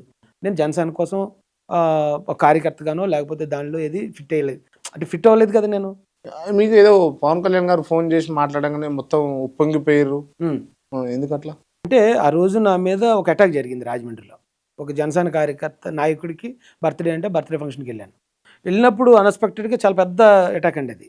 దాదాపు ఒక 100 మంది 50 మంది అలా కారు బద్దలు కొట్టడం, నేను కారులోనే ఉండటం, కారు మీద దాదాపు ఒక అరగంట సేపు 30 గంట సేపు దాడి జరిగింది, జరుగుతూనే ఉంది. జరుగుతూ ఉన్నప్పుడు అనుకున్నాం అది అయిపోయింది, అక్కడి నుంచి మేము బయటపడ్డాం వెంటనే ఈయన ఫోన్ చేసి మీకు మేము ఉన్నాను రాజేష్ గారు, మీ వెనకాతల జనసేన పార్టీ ఉంటుందని చెప్పినప్పుడు అప్పుడే ఒక అవమానం పడి వచ్చాం కాబట్టి వెంటనే ఓదార్పు, ఒక పెద్ద నాయకుడు ఆయన ఫోన్ చేసి మాట్లాడడం అనేది ఆ సమయానికి అది మాకు చాలా ధైర్యాన్ని, చాలా ఆనందాన్ని ఇచ్చింది సార్. అది హార్ట్ఫుల్గానే చెప్పాను నేను, చాలా ఆనందపడ్డాను. నేను ఎందుకు ఆనందపడ్డానంటే అక్కడ లేదు మీకోసం మేము ఉన్నాం, అప్పటి వరకు మా కష్టాలు మేమే పడ్డాం, మా పోరాటం మేమే చేసుకున్నాం, మా ఫైట్ మేమే చేసాం. ఇంకొక నాయకుడు వచ్చి మీ మీద జరిగిందని నేను ఉన్నాను అని ఒక భరోసాగా మాట్లాడినప్పుడు రైట్. ఓకే. మీరు మిమ్మల్ని అంటే ఒక దళిత నాయకుడిగా నేను చూస్తాను, కానీ దళిత నాయకుడు కావాలంటే దళితులనే తిట్టల్లా? చెప్పండి. అంటే ఒకటండి, ఇక్కడ ఎలా ఉంటుందంటే క్రాంతి గారు, కొన్ని సిండికేట్లుగా మన సమాజం ఏర్పడిపోయిందండి. ఆ సిండికేట్ ఏంటంటే కులం సిండికేట్ ఒకటి, మతం సిండికేటు, ప్రాంతం సిండికేటు, ఇప్పుడైతే పార్టీలు కూడా ఒక సిండికేట్గా వచ్చేసాయి. ఇప్పుడు నేను కులం సిండికేట్లో అంటే నేను ఒక కులం గురించి మాట్లాడాలంటే ఆ కులం సిండికేట్లోనే ఉండాలి. ఆ కులం వాడు ఏ తప్పు చేసినా మాట్లాడకూడదు. ఇక ఎదుటోడి దగ్గర తప్పులే మనం వెతకాలి. ఇప్పుడు నేను దళిత నాయకుడిగా ఉన్నాను అనుకోండి, అగ్రవర్ణాల నుంచి ఎవరైనా తప్పు చేస్తే నేను మాట్లాడాలి తప్ప ఈ దళితుల్లోనే ఉండి వాళ్ళు చేసే తప్పే ఇక్కడ చేసేవాడు ఒకడు ఉంటాడు, వీడి గురించి నేను మాట్లాడితే సొంత జాతిని తిడతావా, జాతి ద్రోహి అంటారు. ఇప్పుడు నేను మతం సిండికేట్లో ఉన్నాను అనుకోండి, మతం సిండికేట్లో ఉంటే ఇతర మతాలనే నేను అనాలి. ఈ మతంలో తప్పు చేసేవాడిని ఎవరన్నా మనం ఏమన్నా రే తప్పురా మీరు అలా చేయొద్దు అన్నామంటే నేను ఆ మతానికి ద్రోహిని. అంటే సిండికేట్లో లేరా మీరు? నేను సిండికేట్లో లేను సార్. మీరు పార్టీ సిండికేట్లో ఉండి మీకు సంబంధించినట్టు మీ కమ్యూనిటీకి సంబంధించిన దళితులనే మీరు తిట్టడం స్టార్ట్ చేసారు, తిడుతూనే ఉన్నారు, అపోజ్ చేస్తూనే ఉన్నారు. ఇది ఎంతవరకు కరెక్ట్? నేను ఎవరిని తిట్టాను సార్? అది పార్టీ సిండికేట్ అంటే పార్టీకి, ఇప్పుడు తెలుగుదేశం పార్టీకి అక్కడ ఉన్న ఏ దళిత నాయకుడు శత్రువు కాదు. పివి సునీల్ గారికి యాంటీగా వీడియోలు చేయాల్సిన అవసరం ఏమున్నది? అసలు పివి సునీల్ అనే వ్యక్తి నాకు పర్సనల్గా అగ్రవర్ణాలో లేకపోతే మరొకరు చేసే అన్యాయం కన్నా ఇతనే నాకు ఎక్కువ అన్యాయం చేశాడు. ఎందుకు ఎలా అన్యాయం చేశాడు అని మీరు అడిగితే చెప్తాను. నేను రావులపాలెం అనే ఒక గ్రామం ఉందండి అక్కడ ఏపీలో. అక్కడ ఒక రెస్టారెంట్లో అంబేద్కర్ గారి ఫోటోలు ఉన్న ప్లేట్లు, ఎంగిల్ ప్లేట్లలో వేశారు ఆయన ఫోటోని. వేస్తే అక్కడ ఉన్న 18 మంది కుర్రోళ్ళు దాన్ని అపోజ్ చేశారు, ప్రశ్నించారు. ప్రశ్నిస్తే 18 మంది మీద అప్పుడున్న వైసీపీ ప్రభుత్వం, లోకల్లో ఉన్న ఎమ్మెల్యే కేసు పెట్టించాడు. ఆ రెస్టారెంట్ ఒకే కమ్యూనిటీ, రెస్టారెంట్ ఓనరు, ఎమ్మెల్యే, అప్పుడున్న డిఎస్పి, అప్పుడున్న ఎస్పీ, నలుగురు ఒకే కమ్యూనిటీ. ఈ కమ్యూనిటీ వల్ల ఈ ఎస్సీ కుర్రోళ్ళని తప్పుడు కేసు పెట్టి అరెస్ట్ చేశారు. అరెస్ట్ చేసినప్పుడు నేను ఒక వీడియో మాట్లాడాను. పివి సునీల్ గారు అప్పటికే నేను ఎస్సీల కోసం పనిచేస్తాను ఏదో సంస్థ ఏదో పెట్టి అప్పుడు అతను డీజీపీగా ఉన్నాడు. అన్న డీజీపీగా ఉన్నావు, నువ్వు ఎస్సీల కోసం పనిచేస్తానన్నావు, తప్పుడు కేసు పెట్టారు. ఇక్కడ నీ పవర్ ఉపయోగించి వాళ్ళనేమో శిక్షించొద్దు, ఎందుకంటే వాళ్ళని శిక్షించేంత అధికారం నీకు ఇవ్వరు వాళ్ళు, కనీసం వీళ్ళు సేవ్ చేయి. వీళ్ళు అన్యాయంగా సెంట్రల్ జైలుకి పంపించారు, మీ పవర్ ఉపయోగించండి అని ఒక వీడియో మాట్లాడానండి. ఆ వీడియో మాట్లాడిన దానికి ఆయన ఈగో హట్ అయిపోయిందటండి.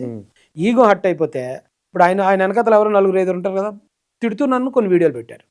పెడితే నేను అడిగింది ఏంటి, వాళ్ళు తిట్టేది ఏంటి అనుకున్నాను. నేను చూసి ఊరుకున్నాను. తెలంగాణ నుంచి ఇప్పుడు నాతో పాటు వచ్చాడు సన్నీ, ఆయన ఏం చేసిన, ఆయన కోపం వచ్చింది. ఏరో మా అన్నని అంటున్నారు, మీరు చేయాల్సిన న్యాయం చేయరు కానీ మా అన్నని అంటారా, మీకు లాగు వదాలు వద్దని తెలంగాణ యాసలో ఒక వీడియో పెట్టాడు ఆయన. ఆ వీడియో తీసుకుని దాని మీద ఒక ఎఫ్ఐఆర్ శ్రీకాకుళంలో వేసి ఆయన్ని A1గా పెట్టి నన్ను A2గా పెట్టి నన్ను ఇక్కడ కాకినాడ జిల్లా నుంచి శ్రీకాకుళం అంటే చాలా దూరం అండి, అది అక్కడికి పిలిపించి పొద్దున్నీ సాయంత్రం వరకు నన్ను ఎంక్వైరీ పేరుతో ఇబ్బంది పెట్టి నా తమ్ముడి మీద ఏమో సిఐ చేయి చేసుకుని నా 2 కార్లు, ఇది ఢిల్లీ రిజిస్ట్రేషన్ ఉన్నాయి, ఈ తప్పుడు కార్లు దొంగ కార్లు కాబట్టి వీటిని మేము సీజ్ చేస్తున్నామని 2 కార్లను అక్కడ సీజ్ చేసి రాత్రి 11 గంటలకి మమ్మల్ని రోడ్డు మీద వదిలేశారండి. రోడ్డు మీద వదిలేస్తే ఆ రోజున నేను నడుచుకుంటూ వెళ్ళిపోదాం అని నా ఏదో మాట్లాడాను బాధలో, ఎవరో వచ్చేసాం ఇంటికి. అయినా నా కమ్యూనిటీ అంటున్నారు కదా, ఈరోజు చాలామంది అన్ని కమ్యూనిటీ ఎందుకు టార్గెట్ చేస్తారు, నేను ఆ కమ్యూనిటీ ఉండే కదా, ఆ కమ్యూనిటీకి అన్యాయం జరుగుతుందని కదా నేను డైరెక్ట్ సీఎం తోటి నేను పోరాడుతున్నాను కదా, నేను పోరాడడం అనలేదు కదా, నిన్ను ఒక మాటే కదా అడిగాను. ఆ ఒక్క మాటకి అంత జగనే చేయలేదు కదా అంత డైరెక్ట్గా నా మీద. జగన్ గారి మీద నేను ఎంతో ఫైట్ చేశాను, ఆయన మీద ఎన్నో వీడియోలు పెట్టాను, ఆయనే నా మీద అంత డైరెక్ట్గా వాడిని తీసుకెళ్ళి తప్పుడు కేసులో పెట్టి ఇరికిచ్చేయండి అని అంత ఇచ్చేయలేదు కదా. నీకు నువ్వు సొంత కమ్యూనిటీ వాడివి కదా, ఎందుకు నన్ను అంత ఇబ్బంది పెట్టావు? అంత ఇబ్బంది పెట్టే క్యారెక్టర్ నీది. నువ్వు ఈ రోజు రిటైర్ అయిపోయావు, ఇంకా ఆల్మోస్ట్ రిటైర్ దగ్గరికి వస్తుంది. ఈవేళ నువ్వు వచ్చి ఆ పివి సునీల్ అని ఆయన రఘురామరాజు గారిని కొట్టడం అన్యాయం. 2 రాష్ట్రాలకి తెలుసు. కొట్టిండా మీరు చూసిరా?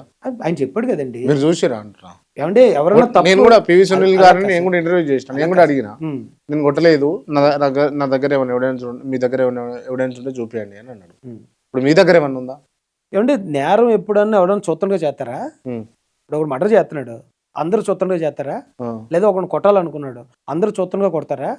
తప్పు ఎప్పుడు కూడా ఎవరు చూడనప్పుడే జరుగుతుందండి. ఎవరు చూడనంత మాత్రాన తప్పు ఒప్పు అయిపోదండి. ఆ రోజున ఆయనకు వాసిపోయిన కాళ్ళు మనం చూసామండి. ఆయన కోర్టుకు వెళ్ళాడు, ఆయన గుంటూరు హాస్పిటల్కి వెళ్తే గుంటూరు హాస్పిటల్లో ఏం దెబ్బలు లేవు, ఇదేదో ఇదని చెప్పి ఏపీ స్టేట్ కంట్రోల్లో ఉన్న వాళ్ళు క్లీన్ చిట్ ఇచ్చారండి. ఆ తర్వాత ఆయన సుప్రీంకోర్టుకి వెళ్ళి ఇక్కడ కంటోన్మెంట్ మిలిటరీ హాస్పిటల్లో చేసుకుంటే వాళ్ళు దెబ్బలు ఉన్నాయని ఇచ్చారు. దెబ్బలు ఉన్నాయి కదా. అయితే ఇవన్నీ సాక్ష్యాల ఆధారాలు పక్కన పెడదామండి. ఆవేళ ఆయన్ని కొట్టడం అనేది ఏపీ ప్రజలందరూ నమ్మారు. ఏపీలోని ప్రతి ఒక్కరు ఆయన కొట్టాడు. సరే ఓకే, నువ్వు పోలీస్ ఆఫీసర్వి, పైన బాస్ ఏం చెప్తే అదే చేయాలి, నిమిత్తమాత్రుడు నువ్వు. అందులో నేను తప్పట్టనండి. ఎందుకంటే నన్ను చాలామంది పోలీసులు నాతోటి దురుసుగా ప్రవర్తించారు, నన్ను అరెస్ట్ చేశారు, 22 రోజులు జైల్లో పెట్టారు. అంత మాత్రాన నన్ను జగన్ చేయించడాన్ని అనేది తప్ప పోలీస్ ఆఫీసర్ల మీద ఎవరి మీద నేను పగ పెట్టుకోలేదు. కానీ ఈయన ఈ విషయంకి వచ్చేటప్పటికి RRR గారు ఆయన టార్గెట్ చేశాడు, ఆయన RRR గారిని టార్గెట్ చేస్తున్నాడు. వీళ్ళిద్దరు గొడవలు ఇప్పుడు ఏమొచ్చింది, RRR గారు ఏమో నేను హిందువుల ప్రతినిధి అంటాడు, ఈయనేమో నేను దళితుల ప్రతినిధి అని చెప్పి దళితులు రెచ్చగొడతాడు. ఇప్పుడు ఇన్ని సంవత్సరాలు నువ్వు సర్వీస్లో ఉన్నావు, నువ్వు ఎంతమంది దళితులకు నువ్వు మేలు చేసావు? సాటి దళితుడి మీద తప్పుడు కేసు పెట్టి జైల్లో పెట్టించడానికి అక్కడ కొట్టించడానికి ప్రయత్నం చేసావు. నువ్వేంటిది అసలు జాతి కోసం నువ్వు చేసింది? దళితులకు అన్యాయం జరుగుతుంటే అడ్డుపడాల్సిన వాడివి, నువ్వే దళితులకు అన్యాయం చేస్తూ నువ్వు దళిత నాయకుడు నేను అలా చెప్పుకుంటావు అంటాను నేను. ఆయన విమర్శిస్తాను నేను. అయితే ఇప్పుడు తప్పు చేసినా తన మనవడు కాబట్టి వదిలేయాలి అనేది అది సిండికేట్ రూల్ అండి. అది నేను సిండికేట్లో లేను. నేనంట పార్టీ సిండికేట్లో ఉండి మీరు మాట్లాడుతారు. పార్టీకి ఆయనకి ఏంటంటే సంబంధం? పార్టీ ఆయన లెక్క చేయాల్సిన పని ఏంటి? యాంటీ ఉన్నారు కదా ఇప్పుడు. దేనికి యాంటీ? ఒక స్టేట్మెంట్ ఇవ్వమనండి గవర్నమెంట్కి యాంటీగా. దమ్ములు ఉండాలండి గవర్నమెంట్ని, లేకపోతే పదవిలో ఉన్న వాళ్ళని అటాక్ చేసి మాట్లాడేయటం, లేకపోతే యాంటీ అని చెప్పాలంటే చాలా దమ్ములు ఉండాలి. ఏదో స్టేట్మెంట్ ఇవ్వమనండి పివి సునీల్ గారిని. దేనికోసం వ్యతిరేకిస్తాడు గవర్నమెంట్ని? ఏం తప్పు చేసింది గవర్నమెంట్? అతనికి ఏం అన్యాయం చేసింది? సస్పెండ్ చేస్తుంది ఎవరండి? ఆయన ఊరికే సస్పెండ్ చేశారండి. సస్పెండ్ చేస్తే కోర్టుకి వెళ్ళమనండి, కోర్టుని తెచ్చుకోమనండి. ఊరికే సస్పెండ్ చేస్తే మరి ఎందుకైనా కోర్టుకి వెళ్ళలేదు? వాళ్ళకి క్యాట్ అనేది ఉంటుంది, క్యాట్కి వెళ్ళి తెచ్చుకోవచ్చు. మరి క్యాట్కి వెళ్ళి ఆర్డర్ తెచ్చుకోవచ్చు కదా. ఈయన డీజీపీకి చేశాడు కదా, రూల్స్ అన్నీ నీకు తెలుసు కదా. ఎందుకు ఒబే చేస్తున్నాడు? ఎందుకైనా సస్పెన్షన్ ఎందుకైనా ఒబే చేశాడు? ఎందుకు ఆయన మీద ఎఫ్ఐఆర్లు పడ్డాయి? ఎందుకు ఆయన అరెస్ట్ కోసం కంగారు పడి ఈ రోజున కులంకి నేను ఏదో మేలు చేస్తానని చెప్పి ఎందుకు కులం ముసుకేసుకుంటున్నాడు? ఎందుకు చేస్తున్నాడు ఇదంతా? ఒక ఆయన బాగా చదువు ఆయన కేసులను తప్పించుకోవడానికి అండి. ఇప్పుడు ఆయన పొరపాటు చేశాడు, ఏమంటే నేను పొరపాటు చేశాను, నేను పైన వాళ్ళ ఆర్డర్ నేను ఒబే చేయాల్సి వచ్చిందంటే అయిపోయా. దాన్ని ఎవరినో పైన వాళ్ళు కాపాడేయడానికి ఈయన వచ్చేసి నేను పోరాడేస్తాను కాబట్టి నా జాతి అంతంలో వచ్చేసి నేను జాతిని బలి చేసేస్తానంటే వీళ్ళు మనం అదే చేశారు. అలాగే రెచ్చగొట్టారు వాళ్ళని. పాపం ఆ దళితులు రెచ్చగొట్టి ఇచ్చేస్తే 56 మంది జైలుకి పోయారు. 56 మంది జైలుకి పోయి అటెంప్ట్ మర్డర్ కేసు తిరుగుతూనే ఉంటారు కోర్టుకి. ఎవరు సార్ వాళ్ళకి దిక్కు? మీకు థ్రెటనింగ్ కాల్స్ ఏమైనా వస్తాయా? బొచ్చుడు వస్తాయండి. బొచ్చుడు వస్తాయా? ఎప్పుడైనా భయపడ్డారా? ఎవడన్నా ఏదైనా చేద్దాం అనుకున్నాడు ఫోన్ చేస్తాడా సార్? కాల్ అంటే ఓన్లీ మీరు అంటారు కదా థ్రెటనింగ్, భయపెడదాం లేకపోతే ఇన్ని ఆపుదాం అనేవాడు చేస్తాడు తప్ప ఏదైనా చేద్దాం అనుకున్నాడు ఎప్పుడో ఫోన్ చేసి చెప్పడండి. చేయాలనుకున్నాడు సైలెంట్గా ఎవరు లేనప్పుడు చక్కగా ప్లాన్ చేసుకుని చేసుకెళ్ళిపోతాడు. అట్లా ప్లాన్ ఏమైనా జరిగిందా? నా మీద అది రాజమండ్రిలో ఒకసారి జరిగిందండి, అలాగే కాకినాడలో ఒకసారి జరిగింది. కాకినాడలో కూడా ఒకసారి ఒక 14 మంది నేను పిల్లలు ఉన్నప్పుడు సడన్గా ఇంటికి చుట్టుముట్టేసారు, వచ్చి చుట్టుముట్టేశారు. కానీ ఎందుకో మరి వాళ్ళకి ధైర్యం సరిపోలేదు అటాక్ చేయడానికి. ఆలోచిస్తున్నారు, మాట్లాడుతుంటూ ఇలాగ వెనకతలకి చేతులు పెట్టి ఏదో తీస్తున్నట్టు ట్రై చేయటం ఇవన్నీ చేస్తా ఉంటే నేను కొంచెం మాటల్లో నిలబెట్టాను వాళ్ళని. వచ్చిన వాళ్ళందరూ నా కమ్యూనిటీ వాళ్ళే. నేను వేరే ప్రాపర్టీ క్రిస్టియన్ ప్రాపర్టీ ఒక ఎమ్మెల్యే రెడ్డి గారితో ఫైట్ చేశానని ఆయన తరపున వచ్చారు వీళ్ళు. వచ్చినప్పుడు అలాగే అది చెప్పాను, నచ్చ చెప్పాను, ఇవాళ మీరు ఏదైనా చేసి వెళ్ళిపోవచ్చు, నన్ను 14 మంది ఉన్నారు, కానీ ఈవేళ నాకు ఏది జరిగిందో రేపు మీ ఇంటికి అదే వచ్చేస్తుంది. ఇప్పుడు ఆ ప్రాపర్టీ విషయంలో మీరు వచ్చారు, ఆ ప్రాపర్టీలో ఒక అరాగ్రం మీకు ఇస్తానంటే చెప్పండి, నేను ఆగుతాను. ఆయన మీకు అరాగ్రం కాదు కదా 10,000 కూడా ఇచ్చి ఉండడు, కానీ నన్ను ఎదురు చేసి వెళ్ళిపోతారు. మీరు నన్ను ఎదురు చేసి వెళ్ళిపోతే నా వెనకతలు ఉన్న వాళ్ళు రారా మీ దగ్గరికి? మీరు ఆలోచించండి, మీకు నాకు ఏంటి శత్రుత్వం? నేను ఫైట్ చేసేది మీకోసమే కదా, మీరు వచ్చి ఎందుకు చేయాలి నా మీద ఇలాగా అని ఇలా మాట్లాడుతుండగానే నా వైఫ్ 100 ఫోన్ చేయటం, పోలీసులు స్పాట్కి వచ్చారు. వచ్చాళ్ళని అక్కడి నుంచి తీసుకెళ్ళారు. అదొకటి. రెండోది రాజమండ్రిలో బోరుగడ్డ అన్నలు ఎప్పుడన్నా బెదిరించడం? ఆడి బెదిరింపు అర్థం కాలే. ఆడి బెదిరింపులు కూడా పట్టించుకుంటారా? ఆడా మరి ఆడు కాకపోతే ఆయన ఒక అంటే పృథ్వీ గారు ఏదో ఒక సినిమాలో కమెడియన్ అండి ఆయన, కానీ సీరియస్ క్యారెక్టర్ చేస్తాడు. 30 ఇయర్స్ పృథ్వీ గారు, వీడు కూడా సేమ్ అంతే. పృథ్వీ గారు మీరు 30 ఇయర్స్ పృథ్వీ గారు సీరియస్ యాక్షన్ చూడండి టీవీలో, చాలా గంభీరంగా ఉంటుంది అయింది. చాలా బేస్ వాయిస్ ఇస్తాడు, ఆయన కూడా మంచి హైట్ ఉంటాడు, చాలా పండిస్తాడు ఆయన. కానీ కామెడీ అది. బోరుగడ్డ అనిల్ కూడా సేమ్ కామెడీ. ఆయన్ని చూసి చాలామంది అపార్థం చేసుకున్నారు. ఇప్పుడు యాక్చువల్గా మీరు ఏ సినిమాలోనే చూడండి, కమెడియన్ అరెస్ట్ చేయించడం, కమెడియన్ దాడి చేయటం, కమెడియన్ చంపేయటం, అది జనాలకి జాలి కలిగిస్తుంది. ఇది కూడా అలాంటి కమెడియన్. ఆయన్ని సీరియస్ తీసుకుని అంత యాక్షన్ కూడా అవసరం లేదండి ఆడి మీద. అంత యాక్షన్ తీసి ఎందుకు మరి కూటమి ఎందుకు సీరియస్ తీసుకుంది? మాటలండి ఆయన అంటే పుట్టుకల గురించి, భార్యల శీలాల గురించి, చిన్నపిల్ల ఇంట్లో ఉన్న చిన్నపిల్లలు వాళ్ళని చాలా దారుణమైన మాటలు మాట్లాడేశాడు. ఎవరినో సాటిస్ఫై చేయాలండి. నిజానికి వాళ్ళు కూడా పట్టించుకోలేదు ఏ రోజు అండి, వాళ్ళని కన్సిడర్ చేయలేదు. కన్సిడర్ చేయాలనే తాపత్రయంలో ఇది మొత్తం పేకల్లో మునిగిపోయాడు. మరి ఎందుకు కొట్టారు? పోలీస్ స్టేషన్కు తీసుకుపోయి ఎవరు కొట్టారండి? అరెస్ట్ చేసి. కొట్టారంటే నేనైతే నమ్మను. ఆడు కమెడియన్, ఆడిని టెస్ట్ కాల్స్ మీద దాన్ని ఆడు 100 చెప్తాడండి, బయటకు వచ్చి 100 చెప్తాడు. ఎయిమ్స్ హాస్పిటల్ ఉంది కదా, ఎయిమ్స్ హాస్పిటల్ నుంచి సర్టిఫికేట్ తెచ్చుకున్నాం, రిపోర్ట్స్ ఉన్నాయి. అది నాకు తెలియలేదండి అది అయితేనే. కాదు ఆయన కొట్టాల్సినంత క్యారెక్టర్ ఏం కాదు. అంటే రఘురామకృష్ణన్ ఏమో కొట్టిర్రు అని అనేమో మీరు అంటారు, బోరుగడ్డనేమో కొట్టలేదు అని మళ్ళీ మీరే అంటారు. అంటే మీ వాళ్ళు అయితే ఒక న్యాయం, బయట వాళ్ళు అయితే ఒక న్యాయం. కాదు సార్, నేనేమంటానంటే న్యాయం ఎటున్నా, మా వాళ్ళైనా బయట వాళ్ళైనా న్యాయం ఎటుంటే అట్టే మాట్లాడతాను నేను. మీ వాళ్ళకి ఒక న్యాయం, బయట వాళ్ళకి ఒక న్యాయం కాదు, న్యాయమే. రఘురామరాజు అనే వ్యక్తి ఆయన పోరాడాడు. ఆయన ఎవరిని కించపరిచి తిట్టలేదు, మహిళలను తిట్టలేదు, అలాంటి నీచమైన పదజాలం ఆయన వాడలేదు. ఆయన కేవలం వైసీపీతో తలపడ్డాడు.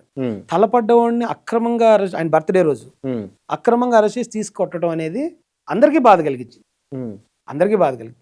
కానీ ఈయన మాటలు చూస్తే ఆయన కొట్టారని అయితే నేను అనుకోవట్లేదు, కానీ కొట్టినా కూడా ప్రజలు యాక్సెప్ట్ చేస్తారండి అలాంటి మాటలు. అవి ఎవరి భార్యనన్నా, ఎవరి కూతురునన్నా, ఎవరు నన్ను నాకు ఫోన్ చేశాడు, ఒకసారి బెదిరించాలని ఫోన్ చేశాడు. ఏంటి ఇలాగ నువ్వు జగన్ గారి మీద వీడియోలు పెడుతున్నావు, అది ఇది అని చేస్తే, వెళ్ళరా నువ్వు కమెడియన్, నువ్వెందుకు పెద్ద పెద్ద సీరియస్ క్యారెక్టర్లు వేస్తావు, నువ్వు ఎక్కడ దాకా ఉండాలో అక్కడ దాకా ఉండి చాలని వదిలేశాను నేను. ఆ తర్వాత చాలా మందిని అలాగే సేమ్ అదే కంటిన్యూ. ఏమంటే ఒకడు కమెడియన్ ఎంత బుగురు గడ్డం పెంచేసుకుని బేస్ వాయిస్లో బ్యా బ్యా బ్యా నడితే విలన్ అయిపోతాడండి. కమెడియన్ అనాలి, ఆయన అక్కడ దాకానే చూడాలి. అయితే ఆడి లైఫ్ను ఆడే మంటెట్టుకున్నాడు. అంత ఇమేజ్ రావడానికి ఆ టైప్ ఆఫ్ మాటలు మాట్లాడాల్సిన అవసరం లేదు. చివరి దాకా వచ్చింది ఇంటర్వ్యూ. కొంత క్రిటికల్ ప్రశ్న, ఏదైనా అడిగాను సార్. ఏదైనా అడగచ్చా? ఎన్ని పెళ్ళిళ్ళు అయినాయి మీకు? ఒకటే పెళ్ళండి. ఒకటే. ఇల్లీగల్ గా? నాకు ఇల్లీగల్ కాంటాక్ట్స్ గట్రా ఏముండవండి. ఏం లేవా? నేను లవ్ చేసి పెళ్లి చేసుకున్నానండి. జాన్సన్ అనే ఐడియా ఉందా మీకు? జాన్సన్ నా మీద వీడియో పెట్టాడండి ఆయన. ఎవరైనా? ఆయన అప్పటిదాకా ఎవరో నాకు తెలియదండి. నన్ను వైసీపీ కేసులు అక్రమంగా అరెస్ట్ చేసింది. అరెస్ట్ చేసి జైల్లో పెట్టారు.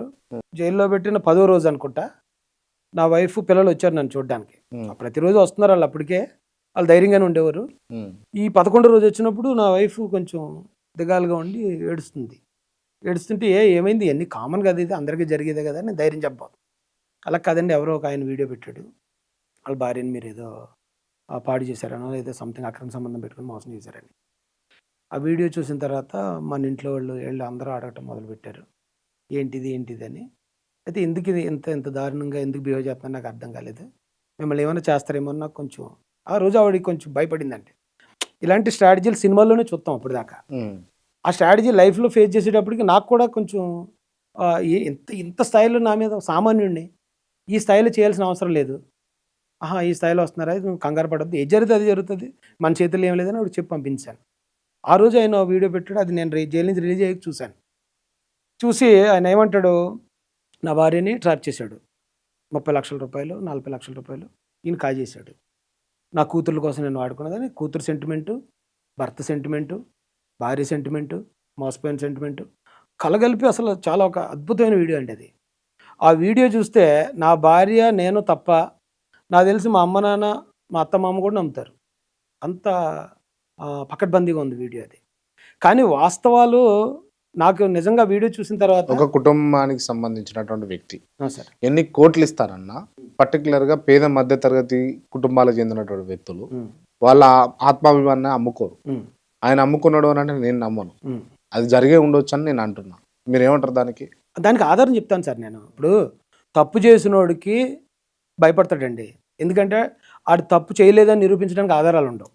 తప్పు చేయనోడు ఎప్పుడు ఇప్పుడు మీరు ఎవరైతే ఆ జాన్సన్ అనేటటువంటి ఆయన యొక్క భార్యను ఫుటేజ్ తీసుకురా లేదా? ఇక అది ఏ ఫుటేజ్ ఏంది అని అనేది నా నోరుతో నేను చెప్పాను. మీరు తీసిరా లేదా? ఏం ఫుటేజ్ అండి అది చెప్పండి. ఎందుకు ఏం ఫుటేజ్? మీరు కలిసి ఉన్న ఫుటేజ్ తీసుకొని బ్లాక్మెయిల్ చేసినట్టు కదా వాళ్ళ వైఫ్నా? మీకు అయితే ముందు ఈ ఎలిగేషన్ వచ్చింది కదండి, దీనికి నా దగ్గర ఉన్న ఆధారం చెప్తాను మీకు. ఆ తర్వాత నుంచి మీ ప్రశ్నలు ఏదంటే నేను చెప్తాను సమాధానం. సరే. ఇప్పుడు మీరు ఫుటేజ్ తీసుకున్నారా అంటే కాదండి, మీరు ఇంకోటి చేశారంటే కాదండి, అన్ని ఖండించొద్దండి. జనరల్గా ఇలాంటి ఎలిగేషన్ ఒకటి మీద వచ్చినప్పుడు అది కడుక్కోవాలంటే ఆడి జీవితం, ఆడి లైఫ్ టైం సరిపోదండి. ఒక భర్త వచ్చి నా భార్యను పలానాడు మోసం చేశాడు అంటే మోసం చేయడానికి ఆధారాలు అతను చూపించడు. ఆధారాలు ఏంటని అడగడానికి మనకు ఉండదు, ఎందుకంటే ఏదైనా రహస్యంగా జరిగిన దానికి ఆధారాలు ఎక్కడ వస్తాయని మీలాంటి వాళ్ళు అడుగుతారు. దాన్ని కడగటానికి అసలు ఇంపాసిబుల్ అది. కానీ దాన్ని కడిగే అవకాశం కూడా దేవుడు నాకు ఇచ్చాడని భావిస్తాను నేను. ఎట్లా అంటే నాకు ఈయన 2020-21లో నా మీద ఆయన వీడియో పెట్టాడు. ఏదైతే ఎలిగేషన్స్ చేశాడో మీరు అంటున్నారు చూడండి, ఒక భర్త ఒక భార్య మీద ఎలా చేస్తాడు అదేని, సేమ్ ఎలిగేషన్ అయినా రికార్డెడ్గా అంతకుముందు ఒక 8 నెలలు 9 నెలల ముందు ఇవే ఎలిగేషన్స్ సురేష్ అని ఒక అబ్బాయి మీద ఆయన వేస్తూ ఆయన ఒక కేసు ఫైల్ చేశాడు రామచంద్రపురం పోలీస్ స్టేషన్లో. నా భార్యను పలానా ఆయన ట్రాప్ చేశాడు, నా భార్య దగ్గర నేను పంపించిన 30 లక్షల రూపాయలు ఆయన వాడేసుకున్నాడు, నా భార్యనైనా ఇల్లీగల్ కాంటాక్ట్ పెట్టుకుని నా పిల్లలకి వాళ్ళ భవిష్యత్తుకు ఉపయోగపడాల్సినవి నా భార్య అతను కలిసి ఇది చేశారని వాళ్ళ మీద కేసు పెట్టాడు. అది రికార్డెడ్. ఆ రికార్డు ఉంది కాబట్టి నేను సేవ్ అయ్యాను ఆ రోజన్నా ఈ రోజన్నా. మీకు కావాలంటే మీరు ఈ ప్రశ్న అడుగుతారు అనుకుంటే నేను మీకు ఆ ఎఫ్ఐఆర్ నెంబర్ కూడా తెద్దును. అది కేసు నమోదైంది. ఆ అమ్మాయి నా దగ్గర ట్రాన్సాక్టర్ గార్మెంట్స్లో నా దగ్గర వర్క్ చేసేది. నా దగ్గర మొత్తం 50 మంది లేడీస్ వర్క్ చేసేవారు. అందులో 3 ఫ్యాషన్ డిజైనర్లు, ఆ 3లో ఈ అమ్మాయి ఒకరు. ఈ అమ్మాయి నా దగ్గర వర్క్ చేస్తున్నప్పుడు నాది కంపెనీ కొన్ని కారణాలుగా లాక్డౌన్ అయిపోయాక నేను అప్పుడు మహాసేన్గా నేను ఈ పోరాటంలో ఉన్నానని తెలుసు. నాకు ఒక రోజు ఫోన్ చేసింది ఆవిడ, సార్ నా మీద ఎలా మా భర్త కేసు పెట్టారు, పోలీస్ స్టేషన్లో కేసు ఉంది, నన్ను ఎస్ఐ గారు పిలిపిస్తున్నారు సార్, దయచేసి మీరు ఒకసారి ఎస్ఐ గారితో మాట్లాడతారా అని చెప్పి ఒక నాయకుడు అన్నట్టు ఆవిడ అడిగిందండి. అడిగితే నేను ఆవిడకి ఏమంటే ఫ్యామిలీ మ్యాటర్స్ కదా, భార్యాభర్తల గొడవల్లోకి వచ్చేది కాదు మహాసేన్ అంటే, ఇది ఒక కమ్యూనిటీ ఒక రిలీజియస్ వైపు వెళ్ళేది, సో భార్యాభర్తల గొడవల్లోకి మేము ఇన్వాల్వ్ అవ్వలేమండి అని చెప్పాను ఆవిడతో. ఆ తర్వాత ఆవిడ చాలా ఇబ్బందులు పడ్డదండి. ఆయన కేసు పెట్టాడు, ఆవిడని జైలుకి తీసుకెళ్లారు. ఈ విషయాలన్నీ మాకు అక్కడ వాళ్ళమే కాబట్టి సర్కిల్ ద్వారా తెలిసాయి. అది జరిగిన ఒక 8 నెలలు 9 నెలల తర్వాత నేను అరెస్ట్ అయ్యాను. నేను అరెస్ట్ అయిన 10వ రోజు వచ్చి అయినా సేమ్ ఆ కంప్లైంట్లో ఉన్నదే చెప్పాడు. నాకు అప్పటికే తెలిసి ఈయన ఆవిడ మీద కంప్లైంట్ ఇచ్చాడండి. నేను ఎలా ప్రూవ్ చేయాలి? అప్పుడు కంప్లీట్ లాక్డౌన్ అండి. లాక్డౌన్ అయితే మరి ఎలాగ ఎఫ్ఐఆర్ ఎలా దొరుకుతుంది? ఇతను ఆల్రెడీ వేరే వాళ్ళు జరిగిందని పెట్టాడు కదా, ఇప్పుడు మళ్ళీ నా పేరు పెట్టి ఎందుకు చెప్పాడు ఇతను? కాబట్టి దాన్ని ఎలాగైనా తీసుకురావాలని ఎంత ట్రై చేసినా ఎఫ్ఐఆర్ దొరకలేదు సార్ నాకు. ఇప్పల రవీందర్ రెడ్డి అని ఒకడు ఉంటాడండి, వైసీపీ వాడు. ఆడు నాకు బద్ధశత్రువు, కానాడు ఆ రోజు నాకు చాలా మేలు చేశాడు. ఒక 3 నెలల తర్వాత నేను ఎక్కడి నుంచో వస్తున్నాను, కారులో వస్తున్నాం మేము, వస్తున్నప్పుడు ఇప్పల రవీందర్ రెడ్డి మీ మీద ఏదో పెట్టాడన్నా, మీ మీద ఎఫ్ఐఆర్ ఏదో పెట్టాడంటాను. మళ్ళీ ఎఫ్ఐఆర్ చేయించారేమో, ఇంకొక ఎఫ్ఐఆర్ వేయించారేమో, సర్లే అనుకున్నాను. మనసు బాధపడిగింది ఈ విషయం గురించే. ఏముందండి, ఇప్పుడు అతన్ని తీసుకెళ్ళో లేకపోతే ఆవిడని తీసుకెళ్ళో ప్రలోభ పెట్టి పెట్టించేయచ్చు ఇంకో కేసు నా మీద. అప్పుడు జరిగి ఉంటుంది అనుకుని తీసి ఓపెన్ చేశాను సార్. ఓపెన్ చేస్తే నా అదృష్టం చెప్తున్నాను మీకు, 8 నెలల క్రితం ఆ సురేష్ అనేవాడి మీద ఈడు ఏదైతే ఎలిగేషన్ చేసి పెట్టిన ఎఫ్ఐఆర్ పెట్టాడు. ఇదే రాయేష్ గడి మీద ఎఫ్ఐఆర్ అని పైన రాశాడు. ఎఫ్ఐఆర్ డౌన్లోడ్ చేశాను. అదే రోజు లైవ్ పెట్టి ఎఫ్ఐఆర్ నెంబరు, కంప్లైంట్, ఈ వీడియో ఏ మాటలు మాట్లాడాడో అవే మాటలతో వేరే అతని మీద వేసిన ఎలిగేషన్ పబ్లిక్గా చూపించాను. కావాలంటే మీకు అది నేను ఇస్తాను. అతను మీరు నా మీద ఎలిగేషన్ చేసిన డేట్ చూడండి, అంతకుముందు ఇది ఎఫ్ఐఆర్ నమోదైనట్టు, ఆవిడని అరెస్ట్ చేసినట్టు, ఆవిడ జైల్లో ఉండి బయటకు వచ్చినట్టు అంతా రికార్డెడ్. మీకు అవన్నీ ఇస్తాను నేను కావాలి. ఆమెను ఓమన్ పంపించారా మీరు? నాకేం పని అండి, ఎవరినైనా ఎక్కడికన్నా ఇప్పుడు ఆవిడ నా దగ్గర పనిచేసిన వాళ్ళు ఒక ఎంప్లాయీ, ఒకవేళ ఆవిడ వచ్చి ఏమంటే నేను ఫారిన్ వెళ్ళాలనుకుంటున్నాను, మీకు ఎవరన్నా తెలిసిన వాళ్ళు ఉంటే చెప్పండి, నన్ను పంపించండి అంటే ఏమో నేను ట్రై చేసి పంపిద్దినేమో. ఆవిడ నన్ను అడగలేదు, నేను పంపించలేదు. తర్వాత ఇంకా అప్పుడు ఫ్యామిలీ గొడవలు ఉందండి, ఇక నేను నా ఏమైపోయిందో కూడా తెలియదట కదా. తెలియకపోతే పోలీస్ కంప్లైంట్ ఇవ్వచ్చు కదండి, తెలియకపోతే మనం ఏం చేయాలి? మహాసేన్ రాజు తెలుసా? ఆ మేడుంది నాకు తెలియదండి. నాకు ఏం పని అండి, వేరే దేశానికి పంపించేసి పెళ్లి చేయించేసారట కదా. ఆవిడ ఏమన్నా ఇప్పుడు ఆవిడకి అప్పటికే 2 పిల్లలండి. ఆవిడికి నేను పట్టుకుని లేకపోతే నేను విదేశాలు పంపించి నేను పెళ్లి చేయాల్సిన అవసరం ఏమొస్తుంది చెప్పండి నాకు. ఇప్పుడు నేను చూపించిన సాక్ష్యాధారం ప్రకారం ఇక్కడ ఉంటే మీకు ఆవిడకి- ఇబ్బంది అవుతుందని. అలా కాదు సార్. ఆవిడికి వేరే ఆయనతో అంటే లోకల్ ఆయన కూడా సురేష్ అనే అబ్బాయి ఆ లోకలుడే. ఆ లోకల్ అబ్బాయి మీద అతను కంప్లైంట్ ఇచ్చాడు, ఎఫ్ఐఆర్ అయింది, వాళ్ళిద్దరిని జైలుకి కూడా పంపించారు. ఓ భర్తని ఏదో మోసం చేశారని సంథింగ్ ఎలిగేషన్స్. అదంతా లోకల్లోనే జరిగినప్పుడు ఆవిడెవరినో విదేశాలు పంపించి ఆవిడకి పెళ్లి చేయాల్సిన ఇది లేకపోతే ఆవిడని సెక్యూర్ చేయాల్సిన అవసరం నాకు ఏముంటుంది చెప్పండి. ఏం లేదంటారు. ఏముంటుంది సార్? రైట్, ఓకే, సరే ఈ విషయం పక్కన పెడదాము. ఒక రిటైర్డ్ ఎంప్లాయీ ఐడియా ఉందా మీకు? ఒక 50 సంవత్సరాలు అట్లా ఉంటుంది, చెప్పండి. విజయనగరం అంట, తెలుసా? ఇట్లా ఇట్లా ఈ ఆనవాళ్ళతో తెలియదండి. ఐడియా లేదు. క్లియరా? క్లియర్ సార్, చెప్పండి. ఎవరో చెప్పండి. ఆమె ఆ రిటైర్డ్ ఎంప్లాయీని ట్రాప్ చేసిరు అని చెప్పేసి నేను విన్నా. నన్ను వీళ్ళు ఒక 9 ఎఫ్ఐఆర్లు పట్టుకుని తెల్లవారుజాము మా ఇంటికి వచ్చారు సార్. నేను పడుకుని ఉన్నాను అప్పటికి. పోలీసులు నా బెడ్రూమ్ దగ్గర వచ్చారు. నా పక్కన నా చిన్న కూతురు పడుకుంది. బెడ్రూమ్ దగ్గరకు వచ్చి వెళ్తుంటే అంతకుముందే మా ఇంటి మీదకి అటాక్ వచ్చారు కదా, నా వైఫ్ భయపడింది.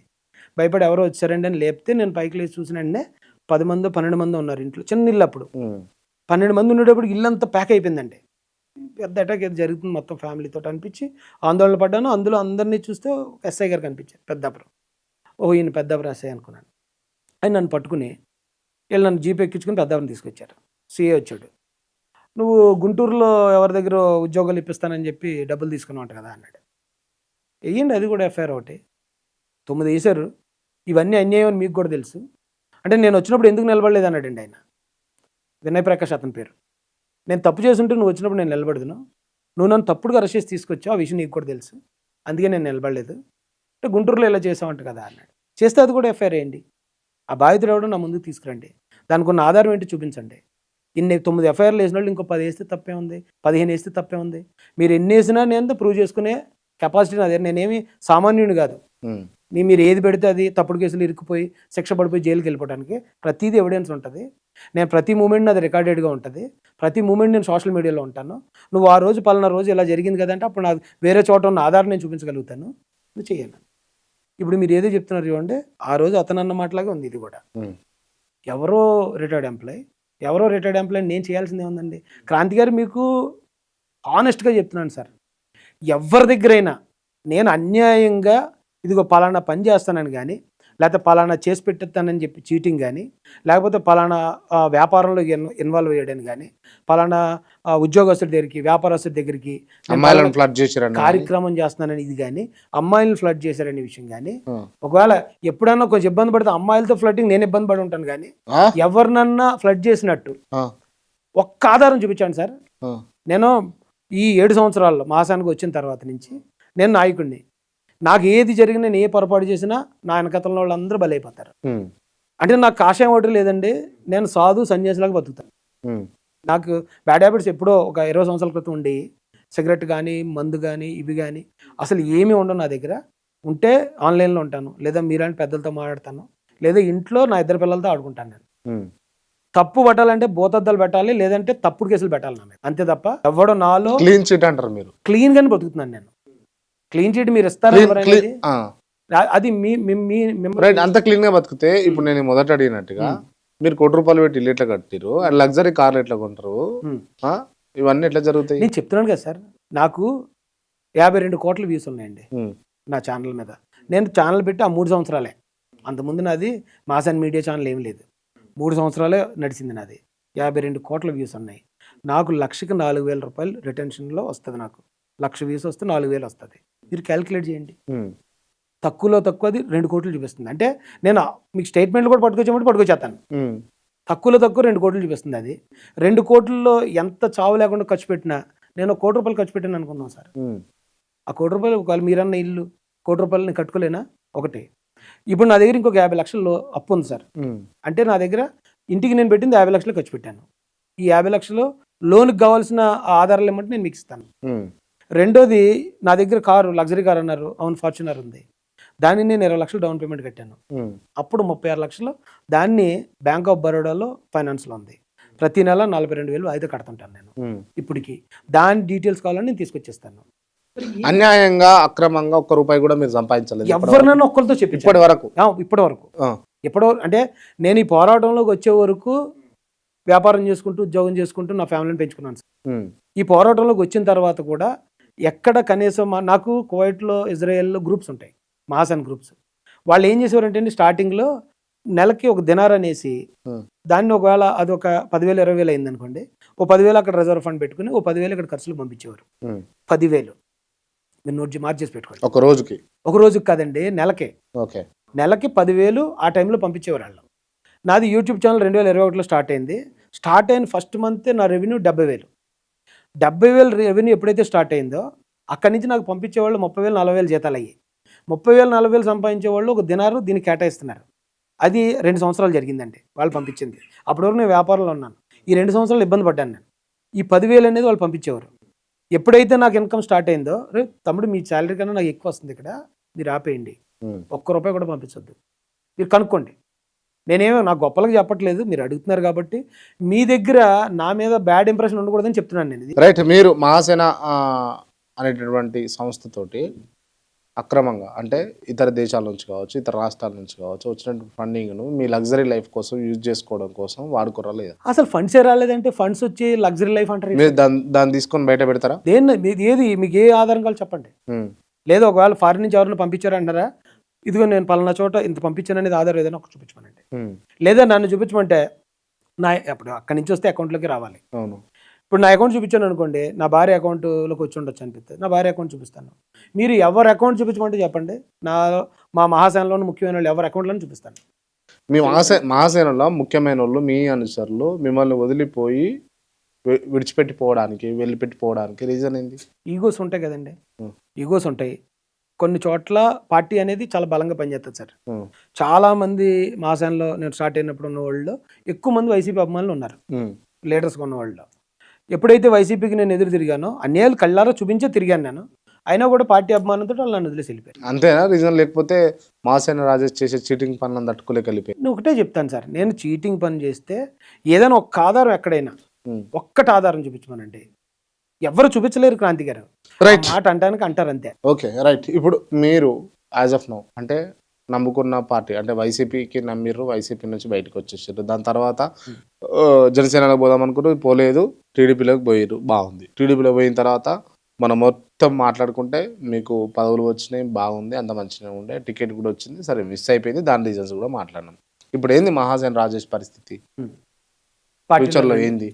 ఫ్యూచర్లో ఏంటనేది ఇంకా పార్టీ పెద్దల నిర్ణయం ఉంటుందండి. మళ్ళా వైసీపీలోకి ఏమైనా పోయే అవకాశాలు ఉంటాయా? మళ్ళీ ఛాన్స్ లేదండి, ఛాన్స్ లేదు అసలే పోరా.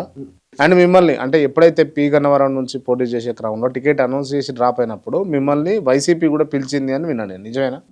అంటే అది జనరల్గా ఎవరికైనా జరిగితే కదండి, పిలిచిరా? ఏ లీడర్ కన్నా ఆ పార్టీ నుంచి ఏదన్నా ఒక వ్యతిరేకత ఎదురైనప్పుడు ఒకవేళ అతను మన పార్టీలోకి ఆహ్వానించండి అనేది ఉంటుంది జనరల్గా. అలాగే నాకు కూడా ఆహ్వానం వచ్చిందండి. మరి ఎందుకు పోలేదు ఆ రోజు? అది నైతికత కాదనిపించింది సార్, అందుకోసం టీడీపీతో ట్రావెల్ అవ్వను. టికెట్ ఇవ్వలేదన్నంత మాత్రాన మనల్ని నమ్మిన నాయకులు వాళ్ళు నాకు టికెట్ అనౌన్స్ చేశారు కాబట్టి టికెట్ పోయిందనే బాధ ఉంది. అసలు వాళ్ళు ఆ రోజు టికెట్ ఇవ్వకపోతే అవును పొత్తులో ఎంతమంది ఉన్నారు కాబట్టి ఆ టికెట్లు కేర్ సిటీ ఉంది కదా మనకు రాలేదు అనుకుందాం. అది ఇచ్చినంత అభిమానాన్ని నేను చూశాను. పోయిందనే దాన్ని నెగిటివ్గా చూడకుండా వాళ్ళు మన అర్హతను గుర్తించారు, మన వర్క్ను గుర్తించారు.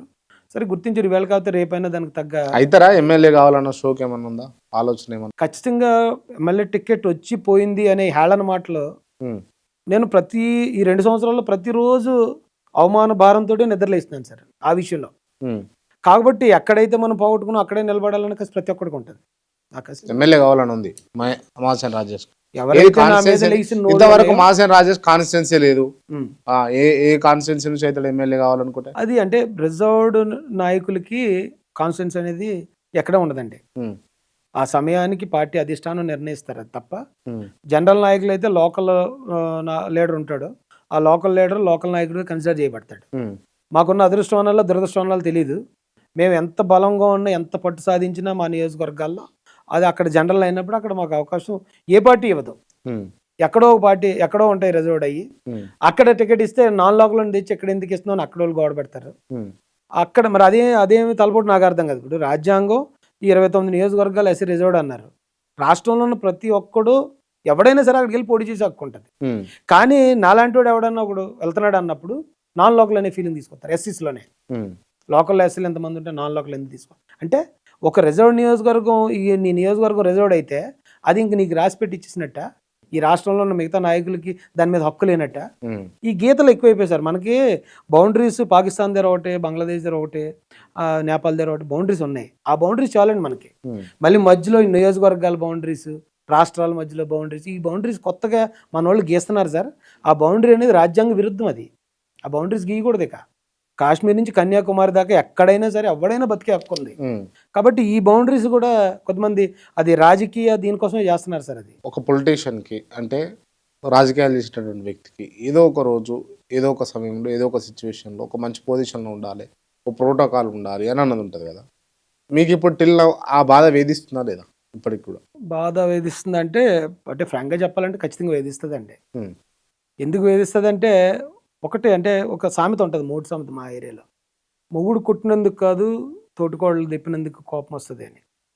ఇక్కడ నాకు నేనే వదులుకున్నాను పార్టీ టికెట్ అనేది నాకు తెలుసు, పార్టీలో పెద్దలకు తెలుసు, అప్పుడు ఏ సిచ్యువేషన్స్ ఉన్నాయో తెలుసు.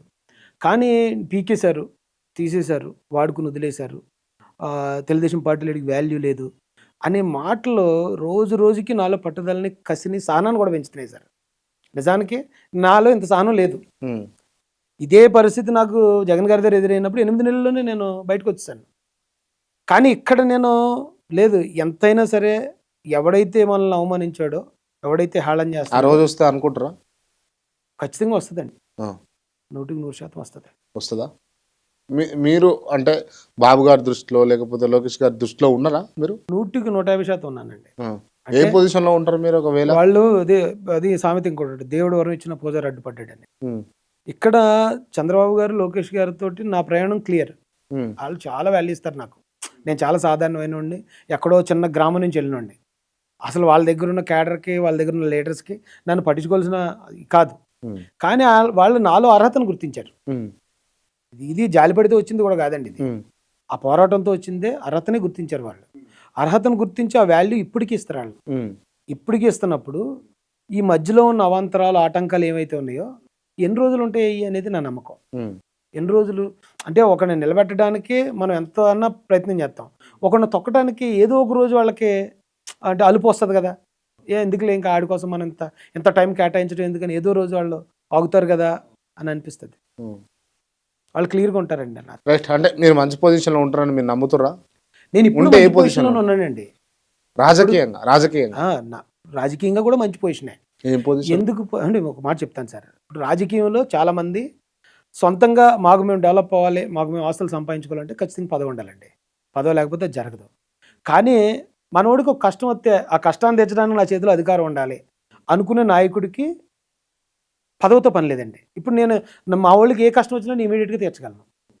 ఎక్కడన్నా ఏదన్నా ల్యాండ్ కబ్జా జరిగింది, లేకపోతే ఎక్కడన్నా అన్యాయంగా దాడి జరిగింది, ఇంకో చోట అట్రాసిటీ జరిగింది, మరో చోట ఇంకోటి జరిగింది, వాళ్ళకి న్యాయం చేయించగలను నేను. నా చేతిలో పవర్ ఉండక్కర్లే, నేను ఎమ్మెల్యేని అవ్వక్కర్లేదు. నన్ను నమ్మే నాయకులు ఉన్నారు. నేను అది నిజమని నేను నమ్మి నేను వాళ్ళ దృష్టికి తీసుకెళ్తే ఖచ్చితంగా నేను న్యాయం చేయించగలను. మరి ఇప్పుడు నా పొజిషన్ బాగున్నట్టే కదా. రైట్. ఓకే, సరే చూద్దాం. అంటే మీరు కష్టం అయితే పడుతున్నారు, ఇబ్బంది అయితే పడుతున్నారు. మరి ఏ పొజిషన్లో ఉంటారో కాలం నిర్ణయిస్తుంది, మీ నోరు నిర్ణయిస్తుంది. Right. Wish you all the best and best of luck. Thank you. And congratulations. ఇప్పటివరకు జరిగిన అన్నిటికి కూడా congratulations. Thank you sir. Right. And interview close చేసే ముందు కొంతమంది పేర్లు, కొన్ని వ్యవస్థల పేర్లు చెప్తాం. వాటికి సంబంధించి ఓన్లీ 1 word ఆన్సర్. మీరు ఏమనుకుంటారో చెప్పాలి. రైట్. ముందుగా నారా చంద్రబాబు నాయుడు. విజనరీ లీడర్ అండి. అసలు మనం చూసే మనుషులకి అతీతుడైన, అంటే దగ్గర నుంచి చూస్తే పొగడ్డానికి చెప్పట్లేదు. ఆయనలో ఉన్న క్వాలిటీస్ కానీ, ఆయనలో ఉన్న కమిట్మెంట్ కానీ ఇప్పుడున్న మనుషుల్లో ఎవరిలోనూ లేనంత కమిట్మెంట్, అంత నాలెడ్జ్, అంత పవర్ ఉంది ఆయనలో. జగన్మోహన్ రెడ్డి గారు ఒక స్వార్థపరుడు అనిపిస్తుందండి నాకు. ఆయన తన స్వార్థం కోసం ఆలోచించుకుంటాడు తప్ప ఆయన రాష్ట్రం కోసం, రాష్ట్ర ప్రజల కోసం ఆలోచించినప్పుడు పరిపూర్ణమైన నాయకుడు అవుతాడు ఆయన. నారా లోకేష్. అంటే ఎమర్జ్ అయిన ఒక అద్భుతమైన లీడర్ అని చెప్పాలండి ఆయన్ని. రైట్. సజ్జల రామకృష్ణ. జగన్ గారి ఫెయిల్యూర్స్కి 90% ఆయనే కారణం అనుకుంటాను నేనైతే. వైఎస్ షర్మిల. పాస్. ఆర్కే రోజా. తెలుగుదేశం పార్టీలోనే ఆవిడ రాజకీయంగా పురుడు పోసుకుంది. విడుదల రజని. తెలివైన రాజకీయ నాయకురాలు అని చెప్పాలి ఆవిడని. ఎందుకంటే ఆవిడ తెలుగుదేశం పార్టీలోనే ఎదిగిన మొక్క, సైబర్ టవర్ మొక్క మా అక్క. ఉమెన్స్ అనిత గారు. అనిత గారు ఫైటర్ అండి. ఆవిడ కూడా చాలా కష్టాలు, నష్టాలు, చాలా దాడులు, అవమానాలు, హేళనలు భరించి తట్టుకున్న రాక్ సాలిడ్ ఫైటర్ ఆవిడ. ప్రొఫెసర్ జోష్న. జోష్న గారు ఇంటలెక్చువల్ అండి. అంటే ఆవిడతో పరిచయం తక్కువ నాకు. ఆవిడ మాట్లాడిన కొద్ది సమయంలో కూడా పార్టీ విధి విధానాలను ముందుకు తీసుకెళ్ళడంలో చాలా షార్ప్ ఉంటారు లేడీ. ఇంటలెక్చువల్. రామ్మోహన్ నాయుడు. రామ్మోహన్ నాయుడు గారిలో అన్ని కోణాలు ఉంటాయండి. అంటే ఆయనలో తగ్గింపు ఉంటుంది, ఆయనలో అగ్రెసివ్నెస్, అంటే పోరాడే సమయంలో పోరాడతాడు, తగ్గించుకునే దగ్గర తగ్గించుకుంటాడు. కేటీఆర్. కేటీఆర్ గారు నాకు నచ్చుతారండి. ఎందుకో నాకు కేసీఆర్ గారి మీద, కేటీఆర్ గారి మీద, నేను ఆంధ్ర పాలిటిక్స్కి సంబంధించినాను కాబట్టి వీళ్ళ మీద నాకు అంత వ్యతిరేకత ఏం లేదు. ఒక్క జగన్ గారికి సపోర్ట్గా ఉన్నారు అనే ఒక్క ఇది తప్ప. రేవంత్ రెడ్డి. రేవంత్ రెడ్డి గారు కూడా ఫైటర్ అండి. అసలు ఆయన చూసినప్పుడు కూడా గూస్ బంప్స్ వస్తాయి నాకు. టీడీపీ. టీడీపీ అనేది ఒక పెద్ద వ్యవస్థ అండి. అంటే ఒక గవర్నమెంట్, అది పార్టీయే గవర్నమెంట్. అధికారంలో ఉన్నా అధికారంలో లేకపోయినా ఆ పార్టీ ఒక గవర్నమెంట్. జనసేన. జనసేన పార్టీలో ప్రతి ఒక్కడు ఫైటర్ ఉంటాడండి. వైసీపీ. వైసీపీ అంటే ఎక్కువ మంది నేరస్తులకు షెల్టర్ ఇచ్చిన పార్టీ అది. పవన్ కళ్యాణ్. పవన్ కళ్యాణ్ ప్లెయిన్ హార్టెడ్ అండి. ఆయన అన్ని రకాలుగా ప్లెయిన్గా ఉంటాడు. కానీ పాలిటిక్స్ కొంతమందిని కొన్నిసార్లు కొన్ని సిద్ధాంతాలు మార్చుకునేలా చేస్తుంది.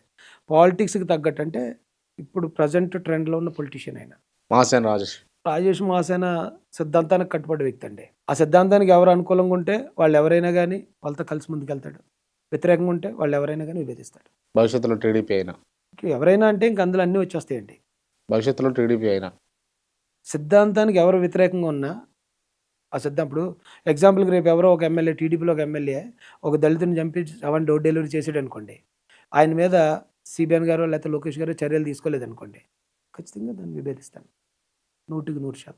రైట్. జర్నలిస్ట్ క్రాంతి నేను చూసినప్పుడు ఉన్న క్రాంతి గారు ఆ రోజున ఫస్ట్ ఇంటర్వ్యూ మనం చేసినప్పుడు మిమ్మల్ని చూసినప్పుడు మీ ఆ వాయిస్ కానీ, ఆ విధానం కానీ అసలు ఎక్స్ట్రాడినరీగా అనిపించింది. ఫస్ట్ నేను చాలామందితో మాట్లాడానండి. అప్పుడు మాట్లాడిన దానికి ఇప్పటికి 100 టైమ్స్ మీరు పైకున్నారు. 100 టైమ్స్. అంటే మీ ప్రొఫెషనలిజం కానీ, మీ నాలెడ్జ్ కానీ, మీరు ఎదుటోడిని కార్నర్ చేసే విధానం కానీ. ఎందుకంటే జర్నలిస్ట్ అన్నంత మాత్రం ప్రశ్నలే కాదు, ఒకవేళ అవతలోడు అడిగే సమాధానంలో కూడా, చెప్పే సమాధానంలో కూడా మళ్ళీ మీరు ఇంకోటి అడగగలగాలి. ఆ టాలెంట్ పార్టీలకి అంటే బేషరతుగా ఒక పార్టీ కోసం పనిచేసే అందరిలాగా కాకుండా, నేనే మీకు ఫోన్ చేసి నేను వస్తానన్నాను, మీరు నన్ను అడగలేదు ఇంటర్వ్యూ. నేను ఎందుకు అన్నానంటే అది మీలో ఉన్న హానెస్టీ చూసేయండి. నాకు తెలిసిన 4-5గురిలో మీరు ఖచ్చితంగా ఉన్నారు.